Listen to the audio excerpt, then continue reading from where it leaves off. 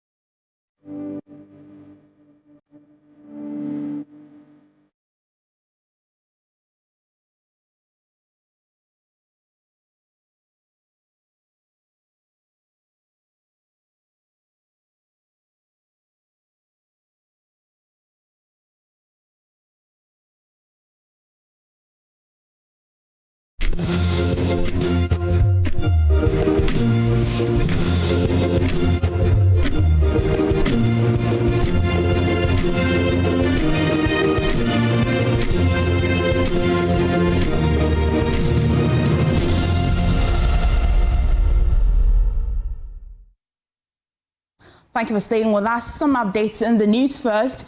The Teachers and Educational Workers Union of the Trades Union Congress is asking government and relevant stakeholders to uphold the dignity of Ghanaian workers and ensure smooth implementation of agreed conditions of service across the educational sector and allied institutions. In its May Day message, TEU said Ghanaian workers continue to make significant sacrifices toward national development and deserve improved working conditions in return. Now, James Azoteba is the General Secretary of Teachers and Educational Workers Union of TUC. Let us strive to uphold the dignity of Ghanaian workers.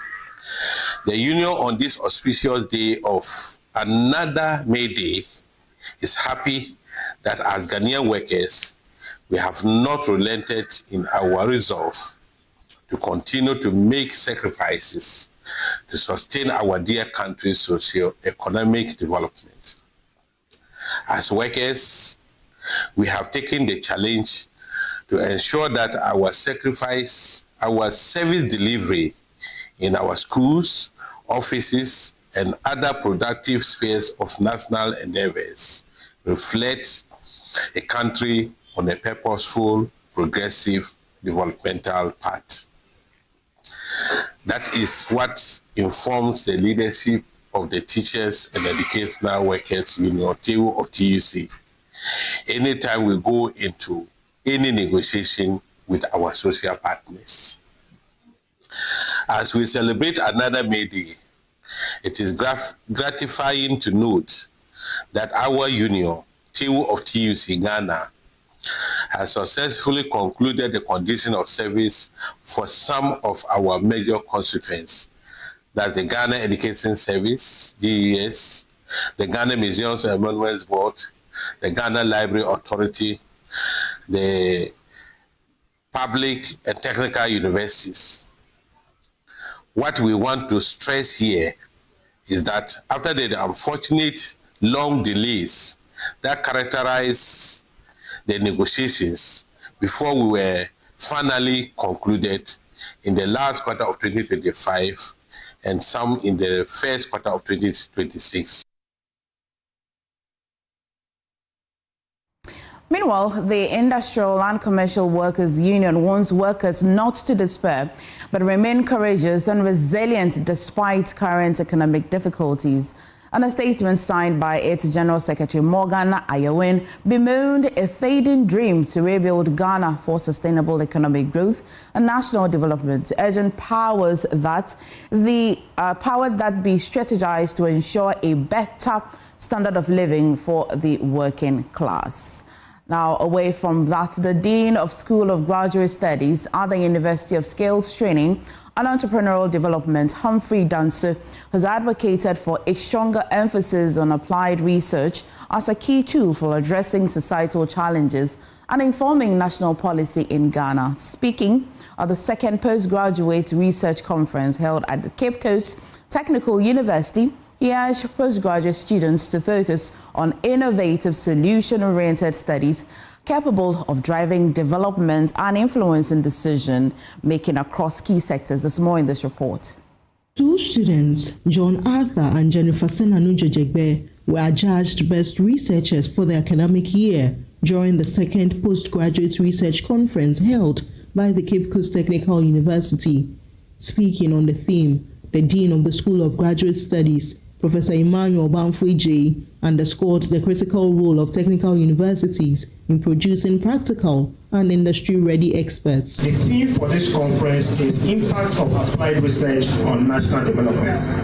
And that is the role of the technical universities in Ghana. Our role is to produce technologies that would produce things for us.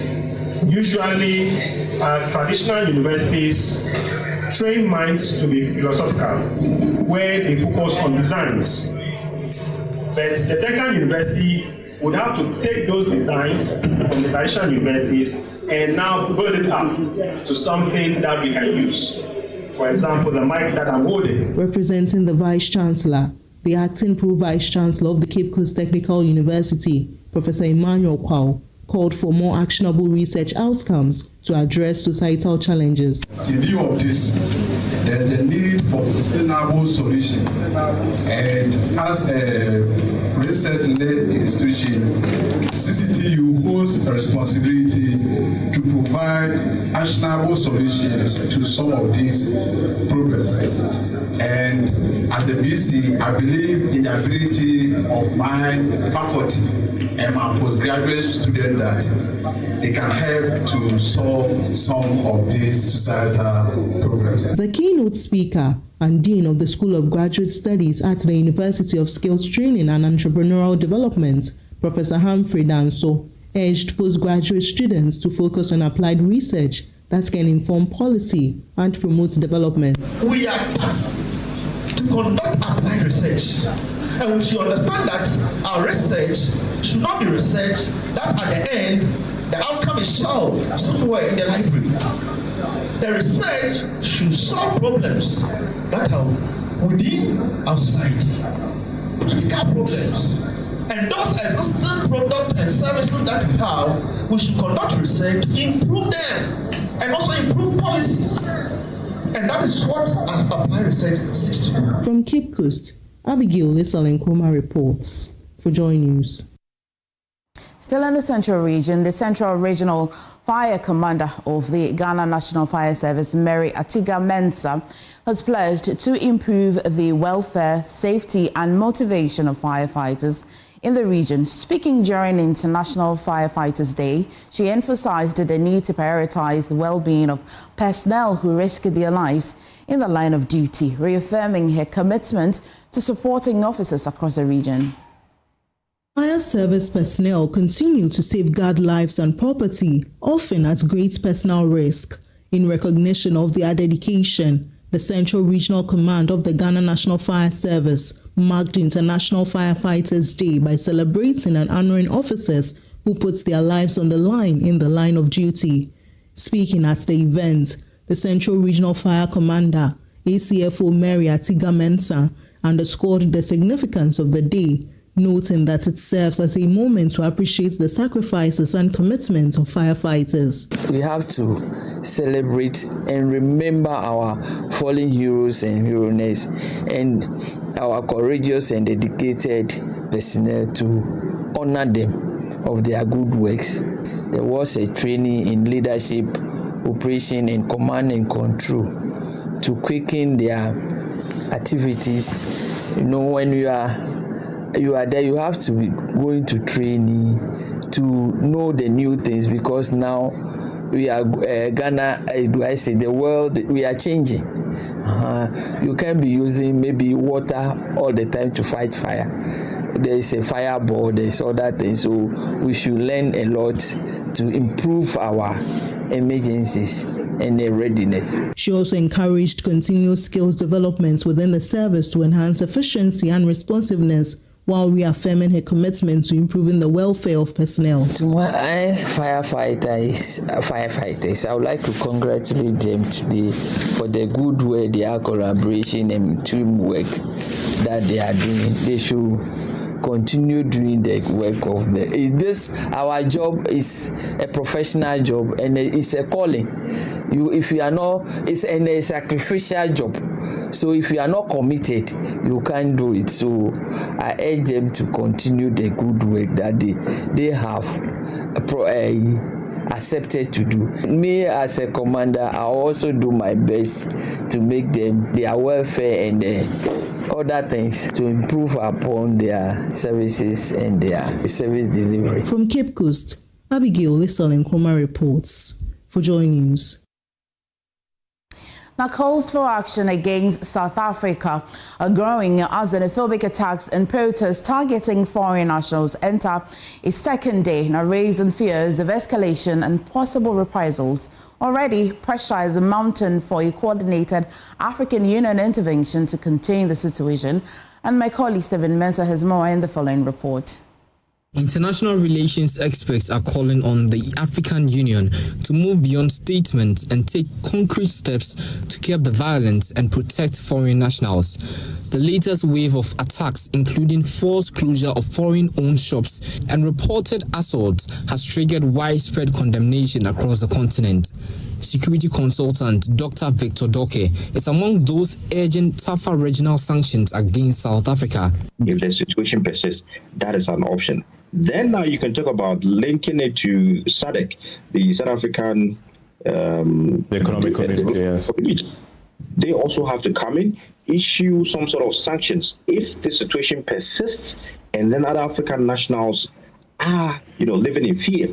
Then these are all options, which is very, very doable when it comes to conflict prevention. South Africa records around 22 million international arrivals annually, with nearly 95% of visitors traveling for pleasure. He warns that any escalation in diplomatic tensions could have significant ripple effects. You would expect that you have key figures in the AU, not only AU, but let's look at how sub-regional bodies, all of those sub-regional bodies will come together as one, because we are talking about what? The Pan-Africanism, the spirit behind it, the unity, right? After all, Ubuntu and all of that. We need to show that solidarity, that force, so it wouldn't be just one organization coming in. Now, if we are able to do this, then the South African authorities, the political elite will see the seriousness of, various organizations, and then the citizenry at large. Chairman of the National Development Planning Commission and former UN diplomat in South Africa, Dr. Nimoy Thompson, says diplomatic statements alone are not enough to address the growing tensions. Basically, as I said, it's a generalized violence, which is now being directed towards immigrants, whether they're legal or not. And that is partly driven by this disproportionate sense of self-importance, that there's something so unique about South Africa that everybody wants to go there and they don't want them there. They are taking their jobs and so forth. But the numbers actually don't support that. Xenophobic violence in South Africa has been a recurring challenge over the past 2 decades. The most severe outbreak occurred in May 2008 in Alexandra Township, spreading to other parts of the country and leaving more than 60 people dead, with tens of thousands of foreign nationals displaced. Stephen Menses reports for Joy News. Now, the Ghana Investments Fund for Electronic Communications has handed over 350 laptops to the Upper West Regional Coordinating Council to kickstart the first phase of the 1 million coders program in the region. The initiative aims to equip Ghanaian youth with essential digital skills, including coding, web design and cybersecurity, to enhance their employability in the evolving digital economy. And Joy News' Upper West Regional correspondent Rafiq Salam was at the event where the minister formally presented the laptops for onward distribution to 7 designated centers, and he reports from WA.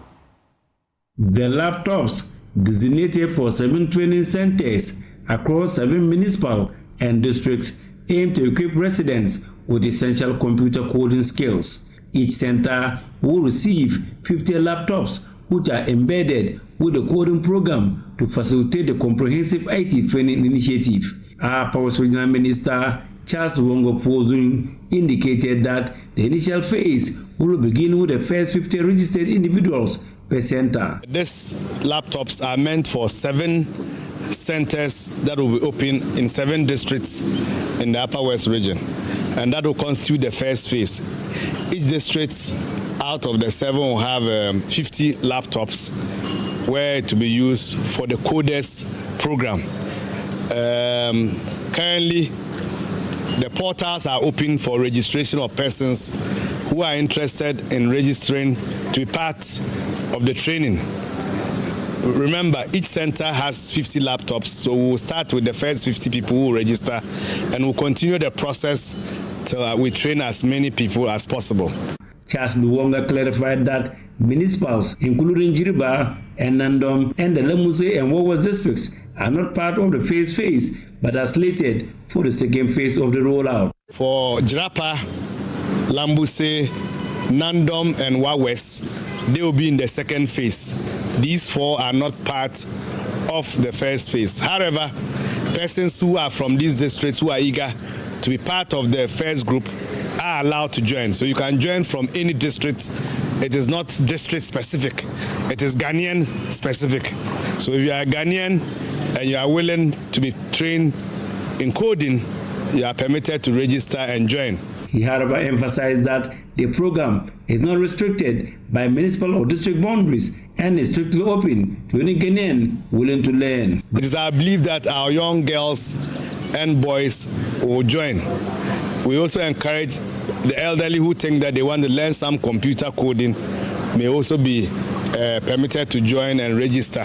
But for now, our target is the youth, so that they get trained and it serves as some sources of employment after the training period. Recalling the program's inclusive nature, our Power Solution Manager for GFEC, Balefiema Jakale, noted that the training accommodates workers, students, and traders to ensure accessibilities for all demographics. The centers will operate on flexible schedules. Prospective participants are encouraged to register through the dedicated online portal and select the training center closest to them. And the laptops are embedded with the program. So once you come, each person will sit by a laptop in any of the centers, and then we have coordinators for the various districts who are IT professionals, and then they can take you through whatever that you can't learn. So go online. Our portal is open, so you register the 1 million coders program. The centers are there. Choose which center you are closer to. And the program will run morning, afternoon, evening. Because of workers, they will come in the evening for them to teach them. Reporting for Joy News, Rafiq Salam. Wow.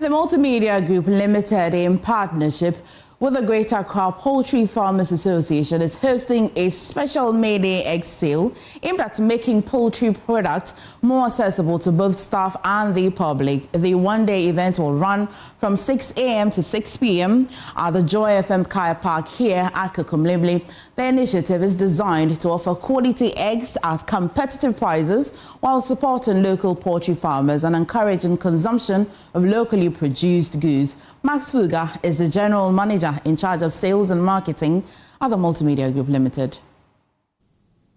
The second edition of the Joy FM Adum TV egg sales, which we are doing in collaboration with the Greater Accra Poultry Farmers Association.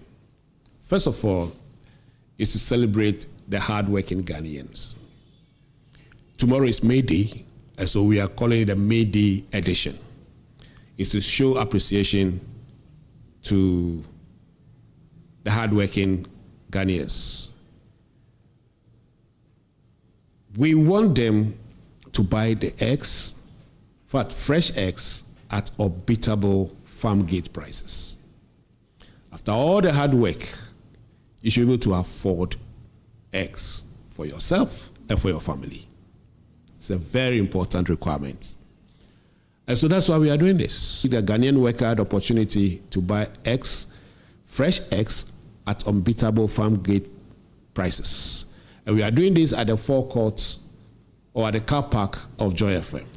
So wherever they go tomorrow, whether they are marching or whether they are home, wherever they are, Joy FM, in collaboration with the Greater Accra Poultry Farmers Association, is making it possible to buy eggs at unbeatable prices.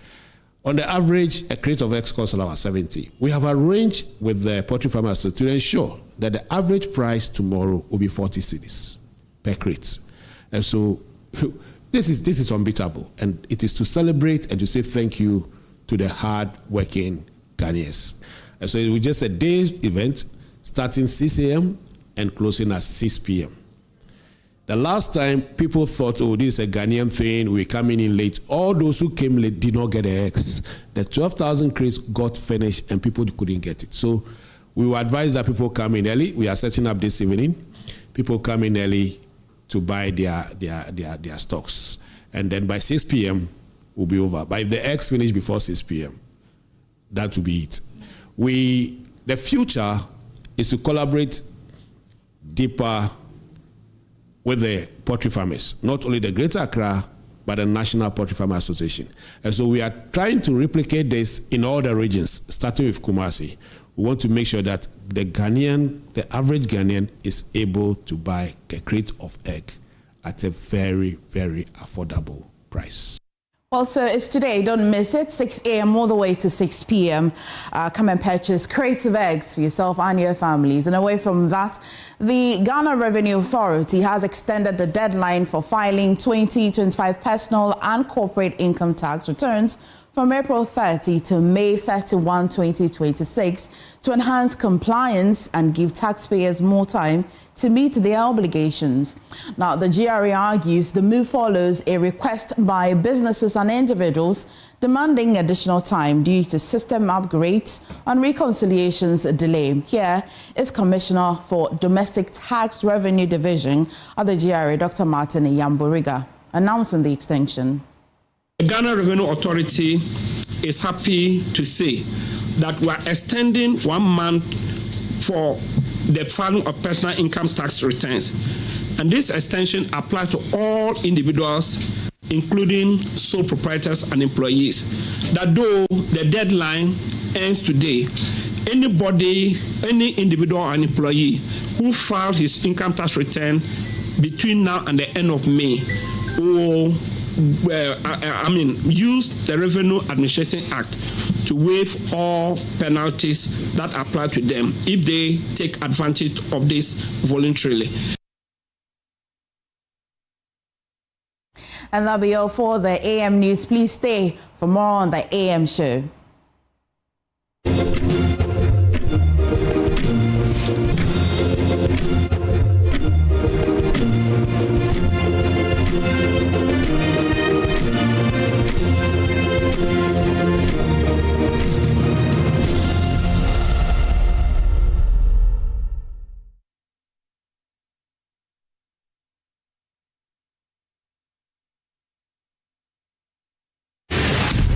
Everything has meaning, but not everything is as it seems. For every story told, there are versions of the truth. We can't afford to look at this, the numbers that have been presented, and say, we are tired, it's the same old issue. No, somebody should be prosecuted. Every opinion can be debated. Every claim can be challenged. Even the idea of the national interest can and must be interrogated. This is the date it was. This was the date it was printed from the system. That is what what is he talking about? Because sometimes the real facts are buried deep within layers of interpretation. So we ask the harder questions. We test every claim. We raise the standard of public discourse and place every issue on the altar of unbiased scrutiny. This is Newsfile, your most authoritative news analysis platform. And here on Newsfile, we put Ghana first. We stand beneath you. What are you doing? Newsfile with Samson Ladi Anyanini. On Joy News, independent, fearless, and credible.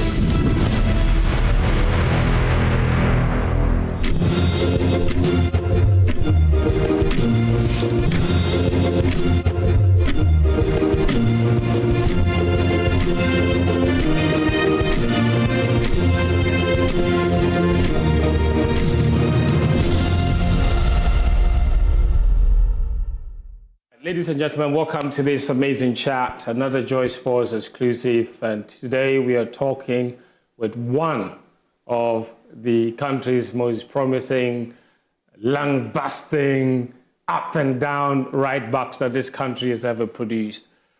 Of course, we know his story from his days as an under-17 star up to the under-20 World Cup, where he became a champion. Went on to Belgium, did greater things. He's represented Ghana at AFCON and the World Cup. A man for today's conversation is Mr. Daniel Opare. Good to see you, brother. Thank you so much. How are you? Nice to see you. I love your glasses. Yeah, thank you.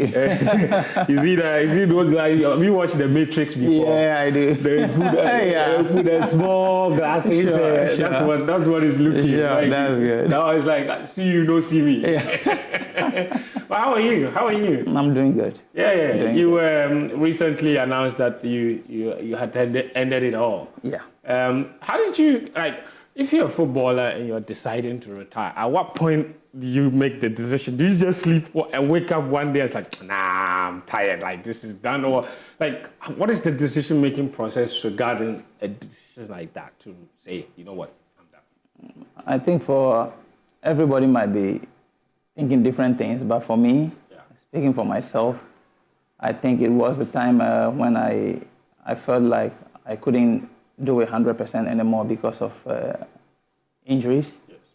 And then I'm like, if you're doing something and you can't do it to perfection, then why do you want to continue then? Yeah. So that was the breaking point for me.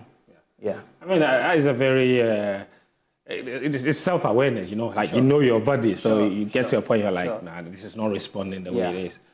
Yeah. And that has sort of been, I don't know, you mentioned the injury very quickly because I really didn't want to get into that right now. But it really has been something that has sort of defined your career. Like you've been very unlucky with a lot of injury. Yeah. Talk me through that. Like when you look back, like all these situations, do you have like that thinking, that mindset, that maybe feeling of regret that maybe injuries might not have helped you, or you look back with only gratitude? First, I'm thankful, because it's not easy to get to that level, So and it wasn't for, I wouldn't say it was luck, but it was pure hard work and then determination, and then also I had a talent too. So I think that was the most thing that really put me to that stage. So for me, I regret it a little bit, not because I was in a good bad, because of the injury that I thought I could have really fulfilled my potential. Right. So for me personally, I think that my potential was not fully fulfilled. Yeah. That was my only regret. The only regret. Yeah. I mean, you're not the only one that thinks like that. All of us think like that. Sure. You see, and when you think and feel like that, it's because, one, you believe in yourself. You know where you could have gotten to. Sure. And when others on the outside feel the same way, it means we also believe that you had the potential to go to the very, very top. Of all the injuries you suffered, and you suffered them, so I don't want to be the one to, I don't want to be the one to list them for you. Yeah, sure. But just as a reminder to our listeners or our viewers, an injury ensured that you never made your Real Madrid debut. Yeah. Before that, an injury ensured that you never played at the AFCON in 2008. Sure. An injury ensured that you didn't go to AFCON 2013 when you were having one of your best seasons. Sure. I remember every single one of the misfortune that you faced in your career. When you look back, which of those ones would you say was really painful? Like, because obviously every injury is painful, but which of them do you look back and say, this one really hurt me? I think that was the first one from the Real Madrid one. That one really because I was about to break into it, to get that exposure, to really show myself to the world, because they really do. When I got to Spain, it was like they were really happy to have me. And then they also believed in my potential, because when they saw the World Cup and they know that I can do the same thing. So, I was really, because that would have been the beginning. Yes. So when it happens from the beginning, then, so that was it. Well, it seems like a lifetime ago, that incident, like 2007, like 20 years ago. Yeah. It's crazy, eh? Yeah, it is. How time flies. Yeah, it flies. It really does fly. Do you remember exactly what happened? Because what we, at the time, internet wasn't, so we just read that, okay, you were training with the first team, was Wande Ramos, I believe. Yeah, it was. And then because there were a lot of injuries. Like, what was the situation? Describe it to anybody that probably didn't have a clear picture of that time. Because after under 17 in Korea, you signed for Real Madrid, Castilla. Yeah. You played a full season with Castilla. Yeah. The following season was when that invitation happened. Yeah. What exactly happened? Because I even remember that time there was a lot of red cards and then injury in the Madrid team as well. The first team. Yeah, so I started training with the first team long time ago. Okay. So when that opportunity came, I thought, okay, this is it. Yeah. Because looking at that week, I was training in the team that was going to play the match. So wow. All of a sudden, the training was about to get to an end, so we were playing a little game. So I got a ball from the right back, so I took the ball on a pace, I pushed it, and then it was like a pull and fall, I wanted to cross it. So when I pushed the ball so hard, it was about to cross the line. So with the speed that I crossed the ball, and when I was landing, I twisted my ankle, but I didn't have pain on my ankle. I rather broke my 5th metatarsal. Wow. Yeah, I got a fracture, and then it was a bit broken. So, oh my God. So when it happens like that, there was nothing you can do. The only thing that you can do was surgery directly. So that was how it happened. So you get right on the verge. Yeah. And this happened on the game was usually a weekend. This probably happened on what? Thursday? I think Thursday. Friday? Yeah, Thursday. Oh my God. Thursday. I think the game was on Saturday, and it happens on Thursday. I think. And you were training in the team that would have played that weekend. Yeah. And that weekend too, there were no right backs available. Even if I didn't play, I knew that I was going to be in the team. Yes. Yeah. And at some point, maybe I was going to come in. Oh my God. So it was. Yeah. This is because if I remember correctly, this was around the time when Sergio Ramos was still playing at right back. Yeah, he was either injured or suspended. Yeah, he was suspended. Yeah. Wow. But obviously you didn't let that hold you down. No. Because eventually you left Real Madrid to go and pursue first team football elsewhere. Yeah.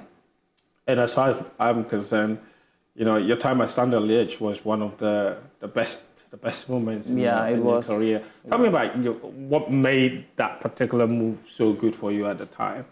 Because there was once a president in Standard Liège. His name was Luciano Donofrio. I think he was the same person that took Zinedine Zidane to Juventus. Oh. So Luciano Donofrio is well known in Belgium and in Portugal and in Italy. Yeah. So he actually took me to Standard Liège. Did he already know you at Madrid at the time, at the Castilla, or what do you remember? No, I think that it was just I don't know. Like I didn't know how he got to but he was interested, and then they invited me to Belgium to at least to train with the team for a couple of days. And after he was like, you know what, I think I'm ready to play. So he was like directly, So when I even wanted to leave Madrid, I had I think 3 years left on my contract or something, and then it wasn't pleasant because no player wants to go to Madrid and leave, right? But I need to go and then play football and then enjoy myself, and also will be able to play for the Black Stars.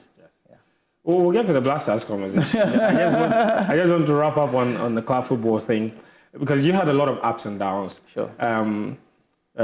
Obviously, so Real Madrid was up at the beginning, a down later. Standard Liège was up. Mm-hmm. You made another, and then there was a couple of down moves here and there. I don't want to focus on them. But then came Augsburg as well. Another really top moment in your career. Yeah. What was? Do you remember how you ended up? You went there on loan, I believe, initially. No, correct? I went to Besiktas on loan from Porto. Okay. And then. You went from Liège to Porto? No, I went from Liège to Porto. That didn't work out too well? Because I signed my contract in Porto before I went to the World Cup. In 2014? Yes. So when I came back from the World Cup, I was injured. Yes. So from the World Cup, after the first game, we played with the United States. Yes, I remember. You started? Yeah. And then the second game was, and then I got injured at training grounds, you know. So the second game against Germany. Yeah. Then so Harrison came in. Yeah. Then Harrison played. You understand? So even the kind 2008 when I got injured in Dubai, and then they brought Harrison from Esperance. Yes. You know, but Harrison is, you know, he's a top guy. Harrison is a very good player. Yeah, very top you guy. Understand? Very skillful. He's one of the guys that if like I don't play and he's playing, I feel comfortable. He's really a super nice person. And to be fair, he assisted in that Germany. Yeah, Harrison is a top player. Yeah. You know, I really like that guy. You know, anytime I see him play, I'm like, you know what, it's good. Whether you play or not, Harrison is there. You know that the job will be done. Rumors have it that he's the most skillful player in training. He is. He's not a rumor. That's fact. He's that good. Smallish but that good. Yeah. You know. I love it. Yeah. I love it. So you got back to Porto injured, and then what happened? So in between that space, when I got after the World Cup, when I was injured, like I was nursing myself like for 3 months. Yeah. So when I started training in Porto, in November, December, I wasn't playing any games. Right. You know, because it was 2 months that, you know, I'm back from injury, training regularly, giving everything, and I was expecting to play. Yes. You know, so when they were not like fixing me in the teams, I'm like, you know what? That's when you saw the move. Yeah, I'm like, I'm a national team player. You know, course, I need to be playing. I need to be regular. You know, and when you see your potential and your talent, you know that you should be in this team. Because that time Porto was playing Danilo all game. Because he was playing in the cup matches, in the league matches, in the Champions. Come on, bro. In the Champions League, you know, there was no an opportunity to put me in there. So why aren't you doing it? Yeah, because they were doing that because they wanted to sell him. You know, and I'm not the kind of player that I should be. You know, I'm not gonna be waiting for somebody to be sold before I play. You know, so I decided that in January I wanted a move. So that's how I ended up in Besiktas. Yeah. And then after Besiktas came. After Besiktas, they sold Danilo to Real Madrid. Yes. He left Porto to Real Madrid, and then they told me to come back. So Besiktas was willing to give me another like 4 years contract, but Porto said no. Wow. I should come back. They sold Danilo. So when I go to Porto, plan twisted. You know, had some few issues, and then. The coaches also, I don't know how they work things out. They brought another player. So I'm like, you know what? I needed a guarantee that you people made me to come back because you want me to play. Yeah. But if you made me to come back and then raising different issues here and there. I'm not going to be regular then. I don't have to stay there. You know. So Augsburg, you know, it always seemed like Belgium, Germany, there's a lot of similarities. I'm not surprised really that the moment you moved from Belgium and then you also ended up in Germany, you had one of your best seasons in the Bundesliga. That was, and this was right, if I'm not mistaken, this was right after Baba Rahman left. Yes. So they had a left. Yeah. So I even saw Baba Rahman when I was going to sign my contract. So. That's interesting. So he had the exclusive news before he went to Chelsea. Like we exchanged, you know, like brief moments. He was a top guy, very top guy, very, very, very good guy. Yeah. You know, Baba Rahman was, you know, when I got there, everybody was talking about him, like, you know. They still talk about him. Yeah, super nice guy, and then he was playing so good in Augsburg. Indeed. Really good. And I think you remember that season, he and I believe his name is Michel Rodriguez or something. They were the top left backs there. Yeah. But you had such a great one season at Augsburg. And then we heard about all the drama that happened with Schalke being interested in January. Yeah. Was it a 1-year contract you signed at Augsburg? Or what? No, my contract was 3 years in Augsburg. Okay. So to the end of the contract, that was when I wanted to leave to Schalke. Yes. But Augsburg wanted me to stay. Yes. And this was in January with 6 months left. Yeah, this was... Legally, you were free to speak to other clubs. Yes, but a lot of things happened, you know. The director came up with a whole lot of news. That I was, how they call it, as if I was the one... instigating. Yeah, but, you know, I understand this is football. It's business. You know, sometimes the clubs, if they cannot make money on you, but what the director did was a nasty work. Yeah. You know, because it really hurt you. Yeah, because he wanted to ruin my reputation and then everything that I've worked for because of his gain, but he didn't look at it from my side. Right. You understand?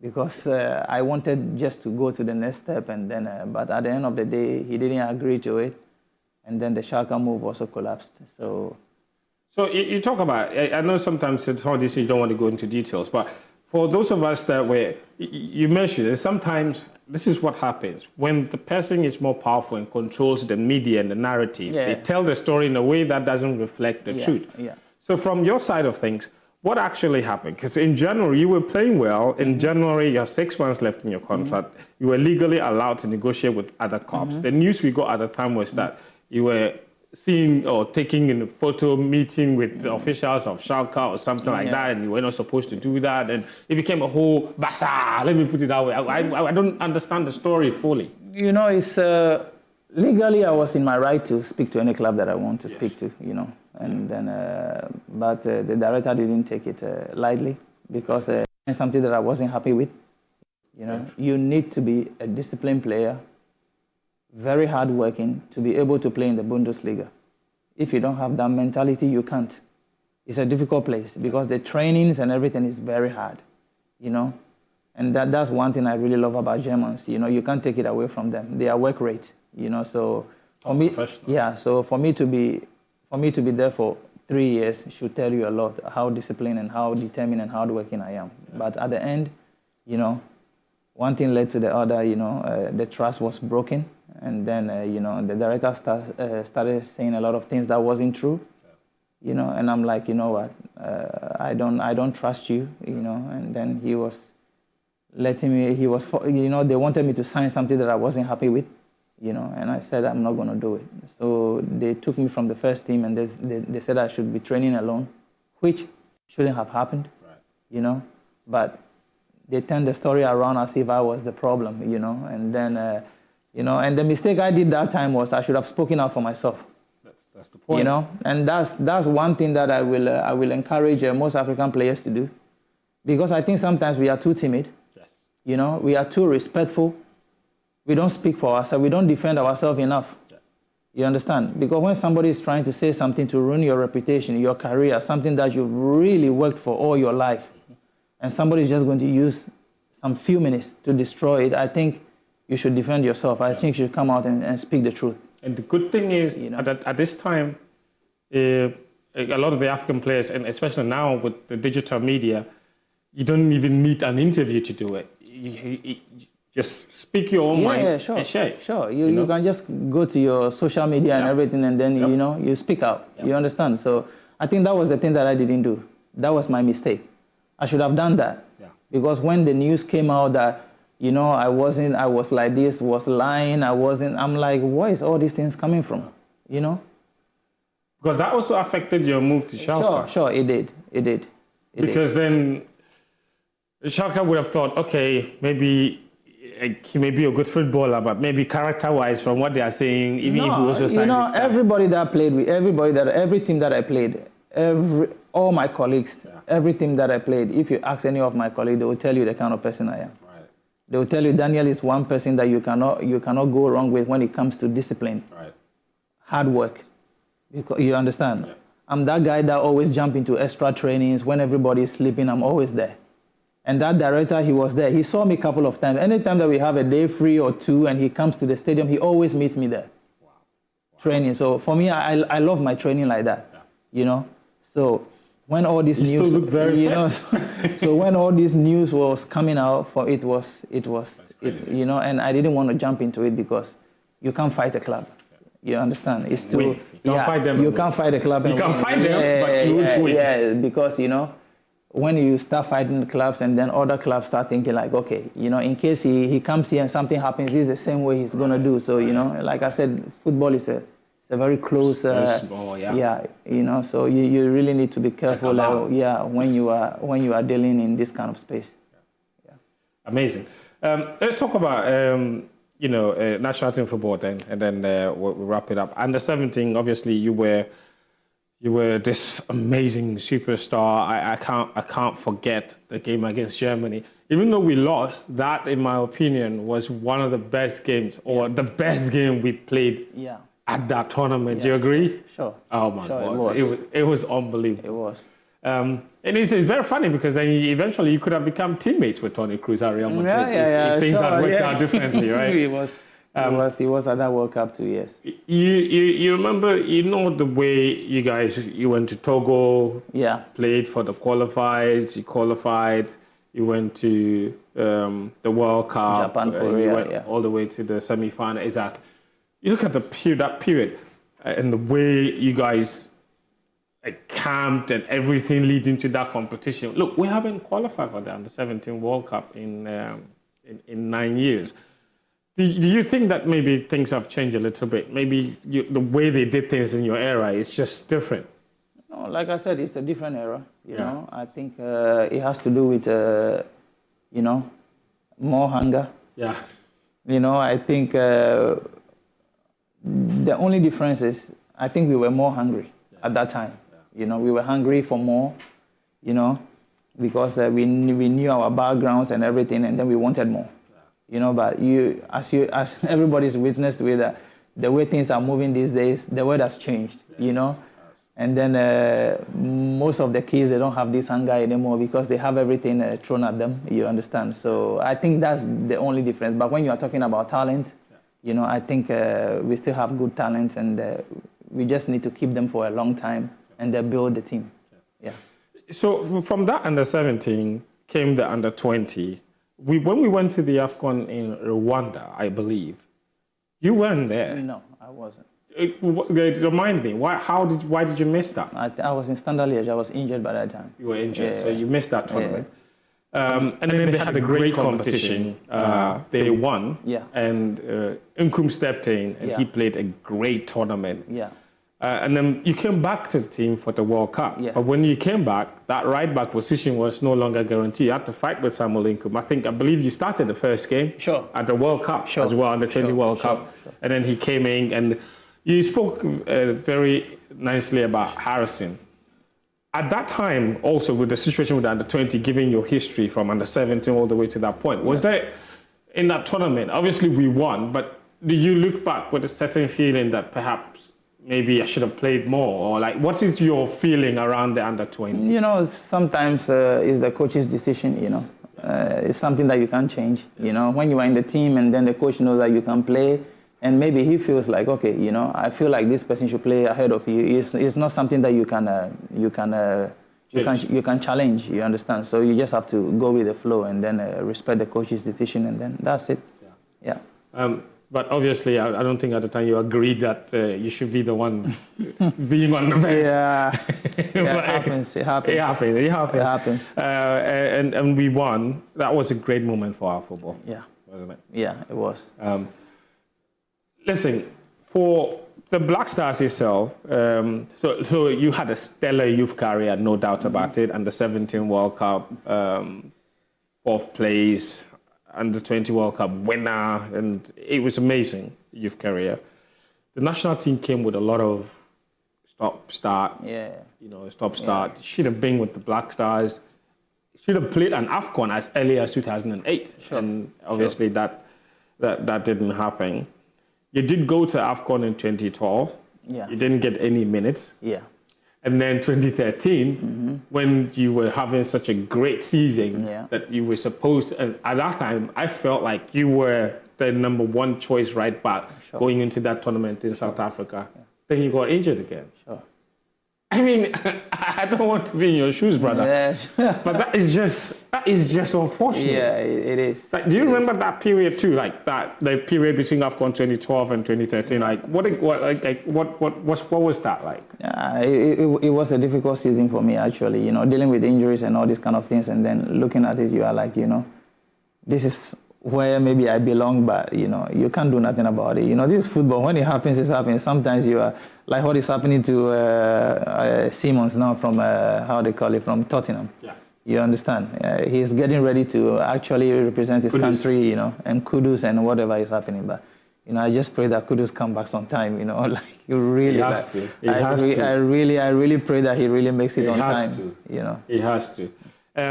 You went to one World Cup. In 2014, you mentioned it earlier. You started the first game, obviously. So you played at the World Cup. Yeah. What is that like for a player to be able to represent your country? It's an honor. At the World Cup. It's an honor. Really, it's an honor. You remember I do. walking out onto the pitch? Sure. It is. Wow. It is. It's great, you know, to experience that. I wish every player could experience that. You know, it's a great feeling. You know, out there playing World Cup and then representing your country, you know, especially when you go to the pitch and then you start to sing the national anthem, you know, with your hand on your chest, you know, you can feel the adrenaline, everything running through you, and then it's a good feeling. It's really a good feeling. You know, 2014 World Cup, in my opinion, Daniel, that was our greatest World Cup squad ever, in my opinion. Sure. And that if things worked out differently, we had the potential to go all the way. I think so too. You agree? Because we were mixed with different generations, you know, from the under 17 generations to the under 20 generations with the Ayew, Agyeman-Rawlings, and you know myself with the Harrison and the Inkums, and also with the Asians and the Prince Boateng, Sule Muntari, and everybody. You know, I think that it was mixed with all the quality players that we should have done. We should have really gone far. Yeah.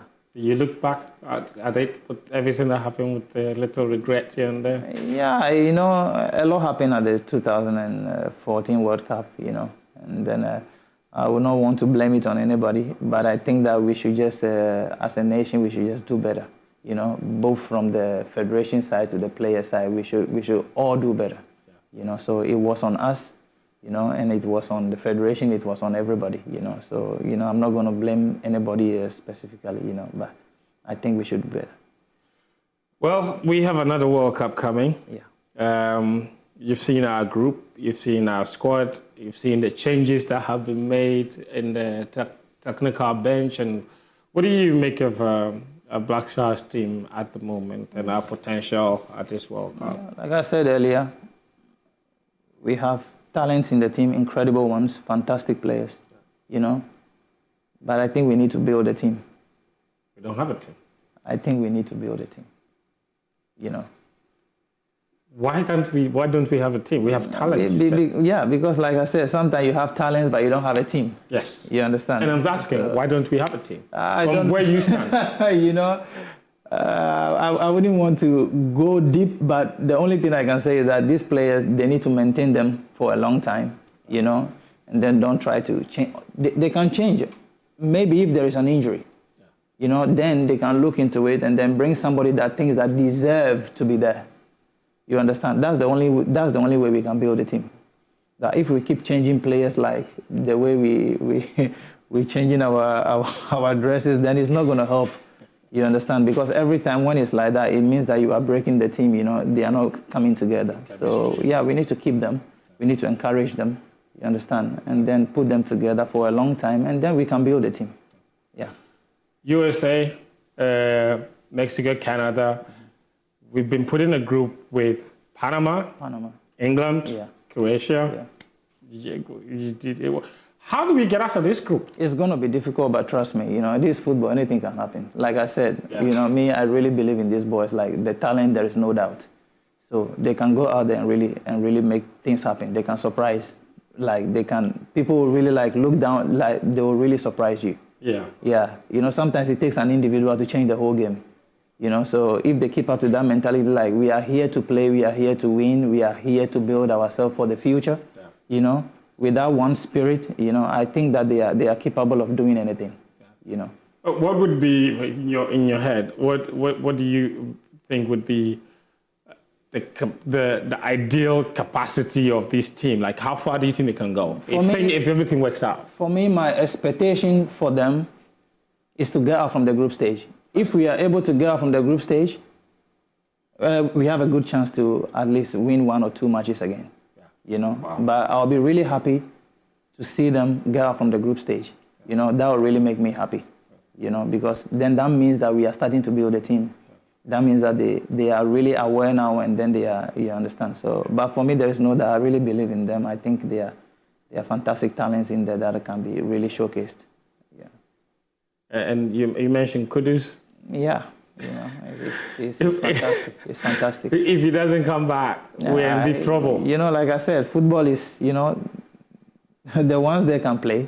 Yeah. But I think with Kudus in there, you know, he will add more value to the team. So, you know, fingers crossed. We pray that he recovers on time so that he can make the World Cup. Yeah. You understand? Daniel, you've been very kind. I have one last question for you. Now that you've officially downed your tools as a footballer, yeah.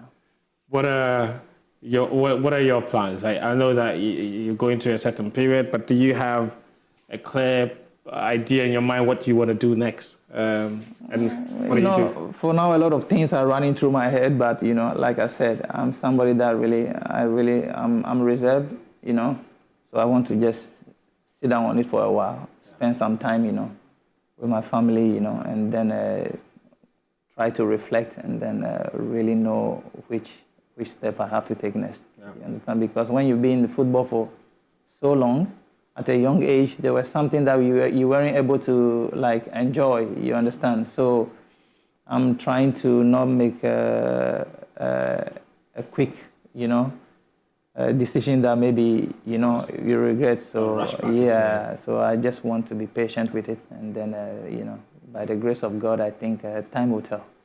Yeah, time will sort out everything. And there's a spectrum, but do you see yourself like staying in football, maybe in one of the spectrums of things in football? So like coaching, management, agency, like sure. You know, you want to stay in football? Yeah, because it's part of your life. It's something that you cannot stay away from. You know, when I've been doing this since I was 10 years. Yes. You know, so that's all I know. So you know, to stay away from football, I think that will not be possible. You know, it's my life. You know, so I think I'll surely get in there. You know. Daniel, amazing chat. It's been a great conversation. So I just want to say a big thank you for agreeing to talk to us, and we wish you the absolute best of everything. You came 10-year-old from the very beginning, 15, 16, you started to serve this country. Every opportunity you had, you represented the country with pride. You gave your heart and soul to this country. You did everything every time you pulled out that jersey. There was never a time where I watched you and thought this guy was not fighting for the badge. And for that, I want to say on behalf of Ghanaians, a big thank you to you for your service to this country, for the joy you brought to multiple homes in this country, and for all the amazing things, and for putting yourself out there, your body, all the injuries that you've suffered, and everything that you've sacrificed in order to get to this point. May God bring it all back to you in tenfold. Amen. And continue to make you greater.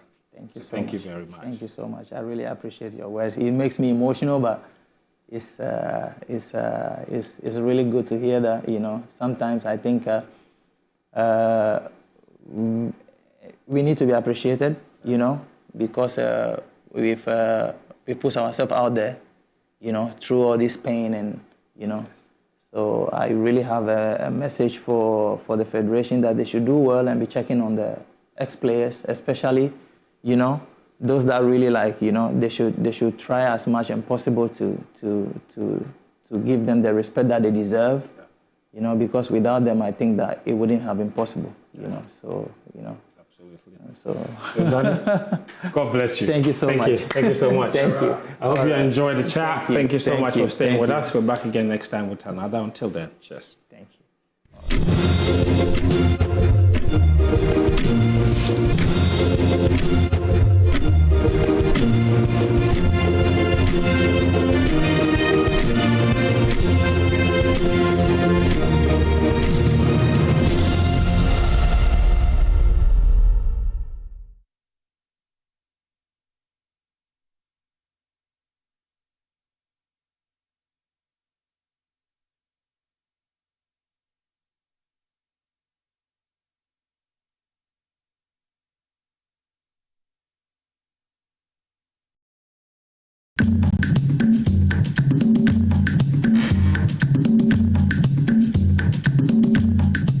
Eko becho ake wobu noni wosumo be kume ejon shikenisa koni lahi sani akaba.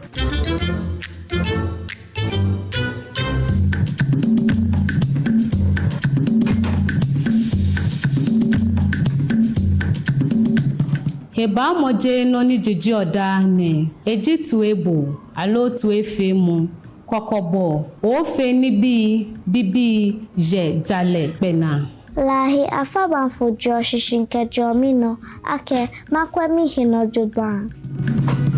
Good Conduct, Great Life is brought to you by Indomie. Tastes great. More Kivo inside. Kivo Gary Soaking Mix. Taste of Ghana.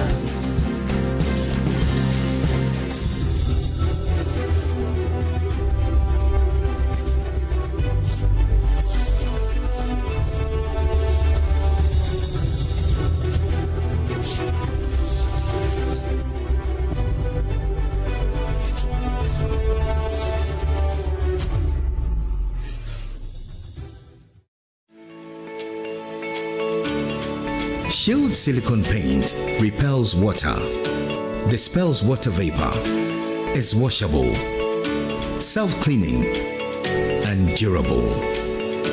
Now, you can appreciate how and why Shield silicone paint is super strong and thus able to do what other paints cannot do. Shield silicone paint from Azar Group since 1921.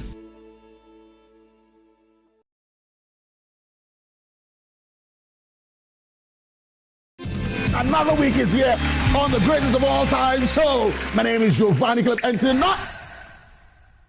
tonight we're bringing you talent. Contestant number 1, let's bring Emefa.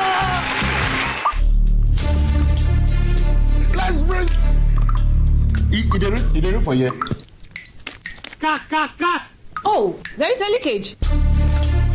Where's the plumber? For quality and durability, insist on Syntex pipes. If you want quality, this be where you belong. Strong, tough, and reliable. Your perfect match to your trusted Syntex pipe. Syntex pipe, it dey carry water, no wahala. Syntex pipe, it dey make water dey flow. Syntex, and you're strong, and you're tough.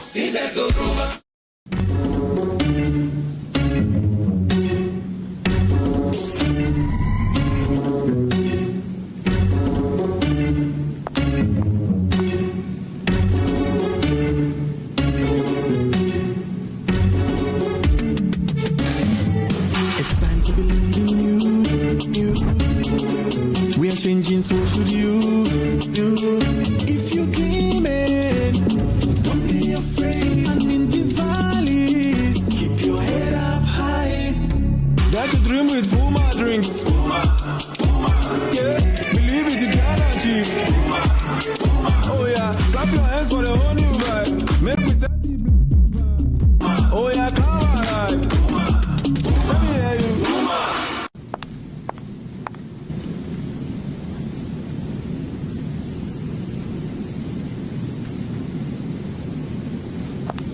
Puma drinks, a whole new vibe. Another quality product from Casa Precon. This advert is FDA approved.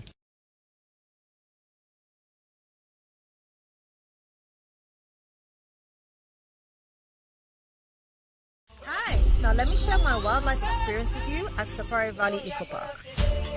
Welcome to Safari Valley.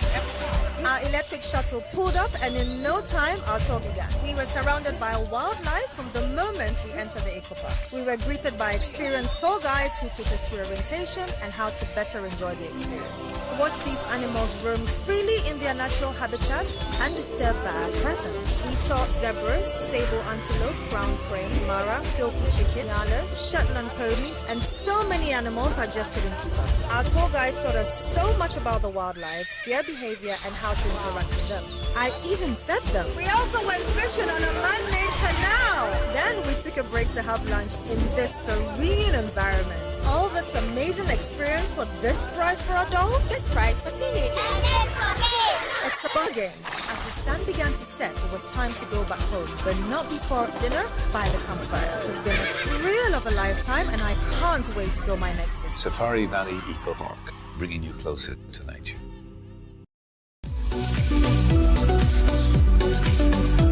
Across Ghana, in communities big and small, ordinary people are doing extraordinary things. This is the Joy News Impact Makers Awards 2026, celebrating those who are changing lives, shaping futures, and building hope. From Bimbila in the northern region, Faith Jakbasu is transforming classrooms through innovation, inclusive learning, and life-changing initiatives for students, teachers, and vulnerable communities. From Aflao in the Volta region, Felix Akakbo is building schools, supporting students, and investing in the future of an entire community. In health, from Winneba in the central region, Amos Ando is turning his personal battle with sickle cell into a national movement for awareness, prevention, and policy change. From Nkwanta in the Oti region, Bless Lantam is delivering life-changing healthcare to hard-to-reach communities, even in the face of conflict. From Insawame Dwejri in the eastern region, Antonio Say is restoring mobility, dignity, and opportunity through prosthetics and outreach across Ghana. From Adenta in the Greater Accra region, Valerie Ajatia is empowering amputees with hope, rehabilitation, and the courage to rebuild their lives. From Anyanui and Noga in the Volta region, Reverend Christian Valeto is rescuing, treating, and reintegrating neglected mental health patients back into society. From Akuse in the eastern region, Alberta Aite is mentoring, educating, and empowering over 1,000 girls to dream beyond limitations. From Singabreku in the central region, Isabella Akwabwa fighting period poverty and equipping women and girls with skills for independence. In Wash, from Sirigu in the Upper East region, Dr. Anthony Akunzule is improving livelihoods through clean water, education, and economic opportunities for women. From Akache in the Volta region, Senior Bomita is transforming communities through schools, clean water, healthcare access, and youth empowerment. And for the Corporate Partner Award from the Cape Coast Youth Development Association is empowering thousands of young people through education, skills training, and community development. These are not just finalists. These are change makers. They are nation builders. They are Ghana's true heroes. Joy News Impact Makers Awards, celebrating ordinary people making extraordinary impacts. Who takes this home? The 2026 Joy News Impact Makers Awards is brought to you by Ghana CEO Summit,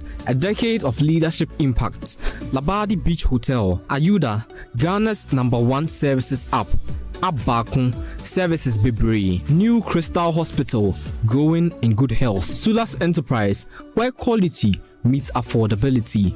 Water Aid Ghana, change starts with water. Ghana Chamber of Mines.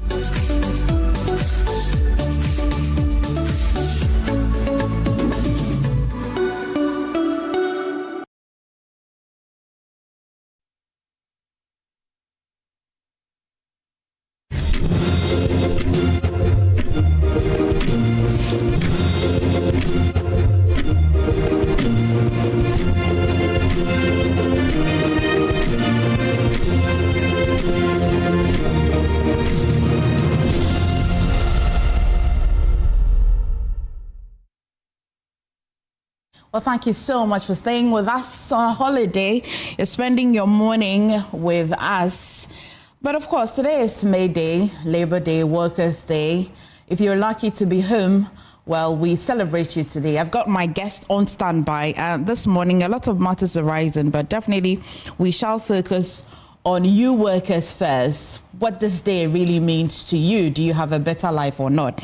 I'm joined by Kojo Poku, Executive Director, INSTEP, and as well member of the NPP Communications team. Andrew Appiah-Dankwa is Director of Legal and Constitutional Affairs, United Party. And as well, Professor Isaac Boedi is Dean, Accounting and Finance Department at the University of Professional Studies. And Dr. Sami Aye is also a presidential aide. So, this morning, first of all, I'm going to take my congratulations to me, Happy Workers' Day and all of that to me first before you. But we're all workers. Well, yeah, I'm taking. We are all taking the congratulations. Not only you. You're making it look like we are not working. You're waking me up at 6 o'clock in the morning. Yeah, that's work. I understand. So we are all workers. At least I woke up before you. Okay, so congratulations to all of us and all workers who are watching us for Happy Workers' Day. Yeah, Asan. What else? What did dog? Yes, good morning to you, my co-panelists, and our viewers. Let me say congratulations to all our workers whose contributions and sacrifices on a daily basis is helping shape the national cause. It's helping to make sure that we still have a country. We are aware of all difficulties almost every worker faces around the world. It is my hope and belief that as we continue our journey as a country, successive governments will put in place every measure to ameliorate little difficulties affecting the workers. Okay. Let me acknowledge and appreciate them for the good work that they have done so far. Okay, thank you. Lawyer? So let me wish yourself a good morning. Oh, thank you, lawyer. My colleagues here, a good morning, and your lovely viewers, a good morning. And every 1st May, we come and sit on TV and we congratulate our workers. So I'll congratulate them. But I think the biggest issue on my mind on this 1st May is the fact that, unfortunately, we have an economy here in Ghana. We've created an economy that is unable to create jobs. And so as much as we celebrate the workers, let's also think about the large number of our compatriots who do not have jobs. The fact that the extent of unemployment in this country remains one of the biggest national security issues. And that on this 1st of May, we should have a self-introspection or reflection as a state, as a country, and decide and commit ourselves to a fundamental job of turning this political independence into an economic freedom. And that toward that end, that we need to collectively, as a people, take serious steps to change the structure of our economy so that this economy can create jobs. So that next year, 1st May, and subsequent 1st Mays, the numerous Ghanaians who do not have jobs, who do not have the prospect of getting jobs, will also be in the position of being celebrated. So that together, all of us can come together and build a country that we can be proud of, a country that can reclaim its place as the Black Star of Africa. Happy Labor Day once again. Thank you, Prof. Happy Labor Day to you. Thank you so much, Prof. And colleagues as well, and to our viewers. It's a day that we cannot discount. In fact, you can't discount the contributions of our workers in this country. You wake up in the morning, still by you drive to work, whether you are sick or not, you have to. And today, if we have any opportunity to wish them well, we need to do that, and we wish them well. I was a bit worried about the controllers, auditors' reports, and we did a few estimations, and we found out that when Ghana will generate, if we generate 10,000 Ghana cedi, ghost worker takes 7 cities. Interesting. Yeah. And I don't know where the ghost workers are. We did this discussion. So there are no ghost workers on the payroll today. So there are no ghost workers on the payroll today. So we want to find out where these ghost workers are. We cannot. But I'm saying that there are no ghost workers on the payroll today. Oh, I see. You mean today? There's there are no ghost workers on the payroll today. Have you had the controller come out and give a number for people? Well, but he has done the study. I did a study based on the controller's report. When? Recently, when they published the results that they published about irregularities. And how many ghost workers did you find on their controller report? I did the estimations. But how many did you find? find? Figures that they projected. That if you generate about 10,000 Ghana cedi, per our estimate, the so-called ghost worker that we don't even know, that was estimate that we did. So we cannot wish them. But I don't know whether you have I don't know whether you have chance on the report. But if you have not, you can have time and then go through that. Of course, Prof. Thank you so much. But question everybody is asking this morning is the Ghanaian worker better of today? Today I don't have the newspapers, but of course, what's the news review without myjoyonline.com? I'm going to have to take you to myjoyonline.com. And our top story this morning: cocoa buyers divert funds to purchase smuggled beans. Cocoa Board has been speaking, and it's a good time to start with the big story. But quickly, I don't want you to miss on the multimedia group mega egg sale today. Started already at 6 a.m. We'll finish at 6 p.m.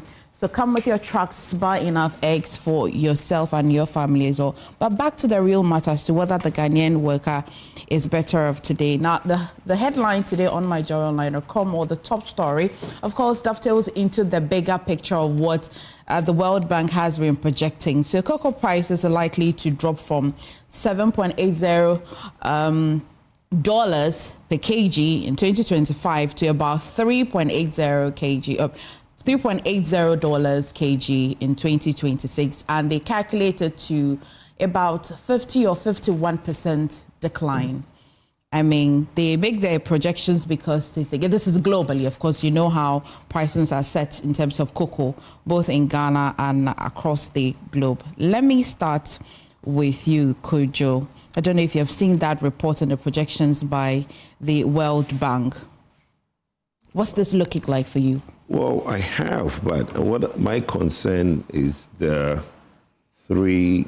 So they are looking at about $3,800 per ton. I don't think we will even be at that price in the beginning of the season. The current price on the world market, if you do a look on the market now, is $3,500. As we have said over the years, over the month, when this cocoa issue came up, the NDC did unnecessary politics. It has come back to bite them. And now, even at the price that they gave to the cocoa farmer when the crisis came and they did a reduction, they gave 90% of what they are getting to the cocoa farmer, right? And that is what made them give that price that they now. And what happened was that they only opened that window for like a month or two and closed it. So they were not buying any more cocoa. So as you speak now, a lot of cocoa farmers have cocoa in their houses, in their shed, and basically nobody's buying. The reason being that the government cannot give 90% to the cocoa farmer because the cost of sale, the cost of actually buying the cocoa, transporting it, put it in the shed, fumigating, container dressing, all the things that happens at cocoa before it gets to the buyer, the cost of all that is way higher than the 10% which the government is taking. You understand? So if you give 90% to the farmer, that 10% doesn't cover your cost of sale. So the government, the cocoa marketing company was now making a loss per ton. So they stopped buying cocoa for the 2025-2026 season. We are now looking forward to the 2026-2027 season, which will probably be open in September, October, thereabout. Definitely, whatever the cocoa farmer was crying about beginning of this year, he's definitely going to get much less when the new season opens. So this, even the 3,800 that the World Bank is projecting, I think is still going to be lower because that is the world market that they are projecting that cocoa might be at that. Currently is around 3,500. And I honestly don't think that we are going to be at 3,800 because historically, for the last 15 years, cocoa has always been between 2,000 and 3,200 if you look at the chart, okay? So 3,800 is a bit on the high side for the cocoa season, especially when they have done their inventory and the market realized that there is more cocoa in Abidjan and Ghana than the market will probably projected to need. So there is some left from the last season, and the new season that we are going in, the cocoa farmer is going to produce more. The rains have come, the rains have done well, so there is more likely to be high yields. What caused the cocoa to spike to the previous highs were when we had to do the Akate. We cut a lot of the cocoa farms down and those things. And those Akati problems have gone because mainly we cut down the farms and grew new breeds of cocoa. So look, it doesn't look good, but let's wait. I mean, people try to call me the preacher of doom. I don't want to be on that on the Farmers' Day Workers' Day. I don't want to be the preacher of doom on Workers' Day, but it doesn't look good for the cocoa farmer going into the next season. All right, thank you, Kojo. So, Doc, I definitely will come to you. Yes. And this is important because I needed to have a case in point for Workers' Day. And I like to, the sample size I'm using is the farmers. I can speak to that directly, and cocoa just brings it to a better perspective for me. Yeah. Currently, what is the true state of the Ghanaian cocoa farmer? That's one. And per these projections, what's it looking like in the next pricing window? Yes, for me, I think that we all agree that the international market prices of cocoa have naturally, reduced. And I have listened to so many videos, and watched so many videos from several cocoa farmers in several districts around the country who have acknowledged the reduction in cocoa prices around the world. And they themselves have indicated that they actually expected a reduction in the prices of cocoa. Just like we made the promise to the people and to the cocoa farmers, the president indicated that he thinks that the cocoa farmers do so well for this country and they deserve 70% of FOB price. Indeed, the recent one we are doing constituted about 90% of the prices. The president has actually directed that there should be an amendment in the Cocoa Board Act so that it will be automatic for cocoa farmers to get 70%. I am hopeful, and these are projections. Projections can come to pass. It is also possible that it will go higher or it may be lower. What we can promise is that government will do its best to make sure that the cocoa farmer will have their due. But this whole situation speaks to how long overdue our investment in value addition in our cocoa is concerned. Ghana and Cote d'Ivoire alone produces significant portions of the world cocoa. But what has been our stake in terms of determining how much cocoa is sold on the international market price? You understand the point I'm making? And so I agree with the president for his several calls that he has made for this country to add value.